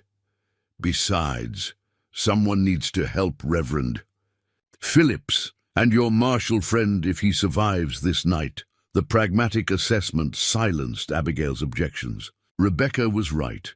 Her established position in the community offered protection that an outsider like Abigail could never claim. And if Nate survived, he would need allies within the town. Fort Defiance, Abigail confirmed, as Rebecca adjusted the stirrups to accommodate her shorter legs. Ask for Jacob Greyhorse's brother. He'll help you if you mention Nate's name. Take the East Trail until dawn, Rebecca instructed, helping Abigail mount with both children. Then cut north through Willis Canyon. It's longer but less traveled. You'll reach the fort in 2 days if you pace the mare properly. Thomas settled against Abigail's chest in a sling Rebecca fashioned from a stable blanket, while Mary sat securely behind her, small arms wrapped tightly around her mother's waist. The arrangement was awkward, but functional. The mare would be able to carry them at a steady walk, perhaps an occasional trot when the terrain allowed. The back door leads to the alley, Rebecca said, taking the reins to guide them through the dimly lit stable. From there, you can reach the East Road without crossing Main Street. Wait for my signal. I'll create a distraction at the front to draw the guards' attention. Abigail reached down, clasping the midwife's hand in silent gratitude. Words seemed inadequate for the courage Rebecca had shown, risking everything to help a woman many in the town had already condemned. When this is over, Abigail promised, the truth will be known about everything. Rebecca smiled sadly. Just get those children to safety and make sure Cooper's evidence reaches the right hands. That's all the justice I need. With a final squeeze of Abigail's hand, the midwife moved toward the front of the stable. Moments later, her voice rang out in convincing panic. "Fire! The hayloft is burning! Help! Quickly!" The guards responded immediately, boots pounding on packed earth as they rushed to investigate the non-existent blaze. Abigail seized the opportunity, urging the mare through the back door and into the alley beyond. The animal moved with surprising quietness, hooves muffled by the loose soil of the rarely used passage. They reached the East Road without encounter, the sounds of commotion from town fading behind them as Abigail guided the mare into a steady walk. The overcast sky had begun to clear, stars emerging to illuminate their path across the open prairie that stretched toward distant hills. Mary's arms tightened around her waist. "Are the bad men gone, Mama?"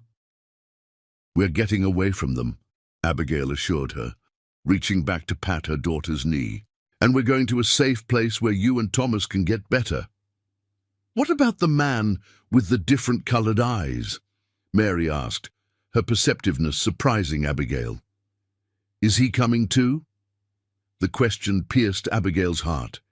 She had no answer that wouldn't be either a lie or a painful truth too heavy for a child's shoulders. "He's helping other people right now," she said finally. "But he knows where we're going." As they rode steadily eastward, Abigail's thoughts remained with Nate.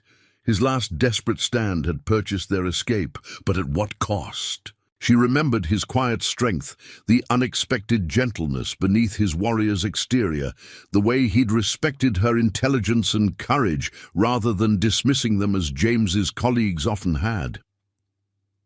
Thomas stirred against her chest, his fever still burning, but his breathing steadier than before.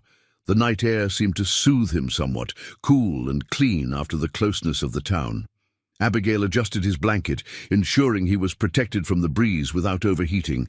An hour passed, then another. The mare maintained her steady pace, apparently content with her burden despite the unusual arrangement. Abigail kept vigilant watch for pursuers, but the road behind them remained empty. Either the confusion in town continued to occupy Wilcox's men, or they were searching in the wrong direction. Dawn found them approaching the entrance to Willis Canyon, just as Rebecca had directed. Abigail reined in beside a small stream, allowing the mare to drink while she tended to the children. Mary had fallen asleep against her back, exhaustion finally overcoming the little girl's remarkable endurance. Thomas's fever seemed marginally lower, his tiny features more relaxed than they had been in town. As Abigail dampened a cloth to wipe her son's flushed face, the distant thunder of hoofbeats reached her ears. Her heart lurched painfully, fear surging anew as she scanned the horizon behind them. A lone rider approached at speed, silhouetted against the rising sun. Abigail tensed, preparing to mount and flee, when something about the rider's posture struck her as familiar. The straight back, the fluid movement with the horse rather than against it. The figure drew closer, and hope blossomed as Abigail recognized the distinctive buckskin horse. Nate Rivers, somehow alive despite impossible odds, was galloping toward them. She waited, hardly daring to believe the evidence of her own eyes, until he reined in beside them, his face bloodied, clothing torn, but his mismatched eyes burning. With the same quiet intensity she remembered. "Hargrove?" she asked, hardly daring to hope. "Dead," Nate confirmed, dismounting stiffly. "Along with Jenkins and 2 of Wilcox's men. The lieutenant and sergeant are under citizen's arrest. Parker and some of the townsfolk finally found their courage when the truth started emerging." "And Wilcox?" A grim smile crossed Nate's battered features. "Fled toward the territorial border. With whatever cash he could grab. He won't get far. I sent telegrams to every marshal's office within 100 miles before I left town." Relief weakened Abigail's knees, tears threatening for the first time since their desperate escape began. "Phillips?" "Wounded but recovering. Rebecca's caring for him." Nate approached cautiously, as if uncertain of his welcome now that the immediate danger had passed. "The evidence?" Abigail patted her shirt where the oilskin packet remained secure. "Safe. We were taking it to Fort Defiance." "A good plan," he acknowledged, "but unnecessary now." Judge Carlton arrived with the morning stage. Apparently someone named Martha Wilcox sent him an urgent message 2 days ago detailing her husband's crimes. The revelation stunned Abigail. Martha, despite her outward compliance with her husband's schemes, had secretly worked to bring him to justice. The laudanum-induced confession took on new meaning, not merely an old woman's regrets, but the explanation of someone who had already taken action against a lifetime of wrongs. "What happens now?" Abigail asked, suddenly uncertain. The immediate. Threats had been neutralized, but the future remained uncharted territory. Nate glanced at Thomas, professional assessment evident in his gaze. "First, we get your son to Fort Defiance. There's a Comanche healer there who knows more about milk fever than any army doctor. Then—" He hesitated, something vulnerable flickering across his usually stoic features. "After that depends on what you want, Abigail." The statement hung between them, laden with unspoken possibilities. Abigail studied him in the clear morning light. This complicated man who had risked everything to save a woman he barely knew, honoring a debt to her dead husband, but perhaps finding something more valuable in the process. Mary stirred against Abigail's back, blue eyes blinking open to find Nate standing before them. A smile of recognition lit her small face. "You came back," she said, with a child's simple certainty. "Mama said you would." Something in Nate's expression softened as he regarded the little girl. "Your mama's a wise woman," he replied, offering Mary a gentle smile that transformed his scarred features. "I keep my promises." The moment stretched between them, fragile but filled with possibility. Abigail thought of James, his death now avenged, his mission completed through their combined efforts. She thought of the jail cell, where she'd expected to die, and the miraculous intervention that had instead opened doors to an unimagined future. "We should move," Nate said finally, mounting his buckskin. "Thomas needs treatment, and we've still got a day's ride ahead." Abigail nodded, settling more comfortably in the saddle with her precious burdens. As they rode side by side into the canyon, the rising sun at their backs, she found herself contemplating not just the immediate journey to Fort Defiance, but the longer path that might lie beyond. Justice had been served, at great cost, but with final victory. What remained was the chance to build something new from the ashes of conspiracy and corruption, not just for the territory, but perhaps for themselves as well. Thomas sighed in his feverish sleep, his small body finally beginning to cool as the healing process took hold. Mary's arms remained secure around Abigail's waist, her daughter's resilience a constant wonder. And beside them rode Nate Rivers, half Comanche former marshal, a man who had found his own path between conflicting worlds. As they traveled deeper into Willis Canyon, leaving Redemption Creek and its ghosts behind, Abigail realized that the name of the town had finally become meaningful, though not in the way its founders intended. Redemption had indeed come to that small frontier community, through truth, through justice, and through the courage of those who refused to surrender to corruption. The future stretched before them, as vast and promising as the western sky above. Up. Next, you've got two more standout stories right on your screen. If this one hits the mark, you won't want to pass these up. Just click and check them out. And don't forget to subscribe and turn on the notification bell so you don't miss any upload from us.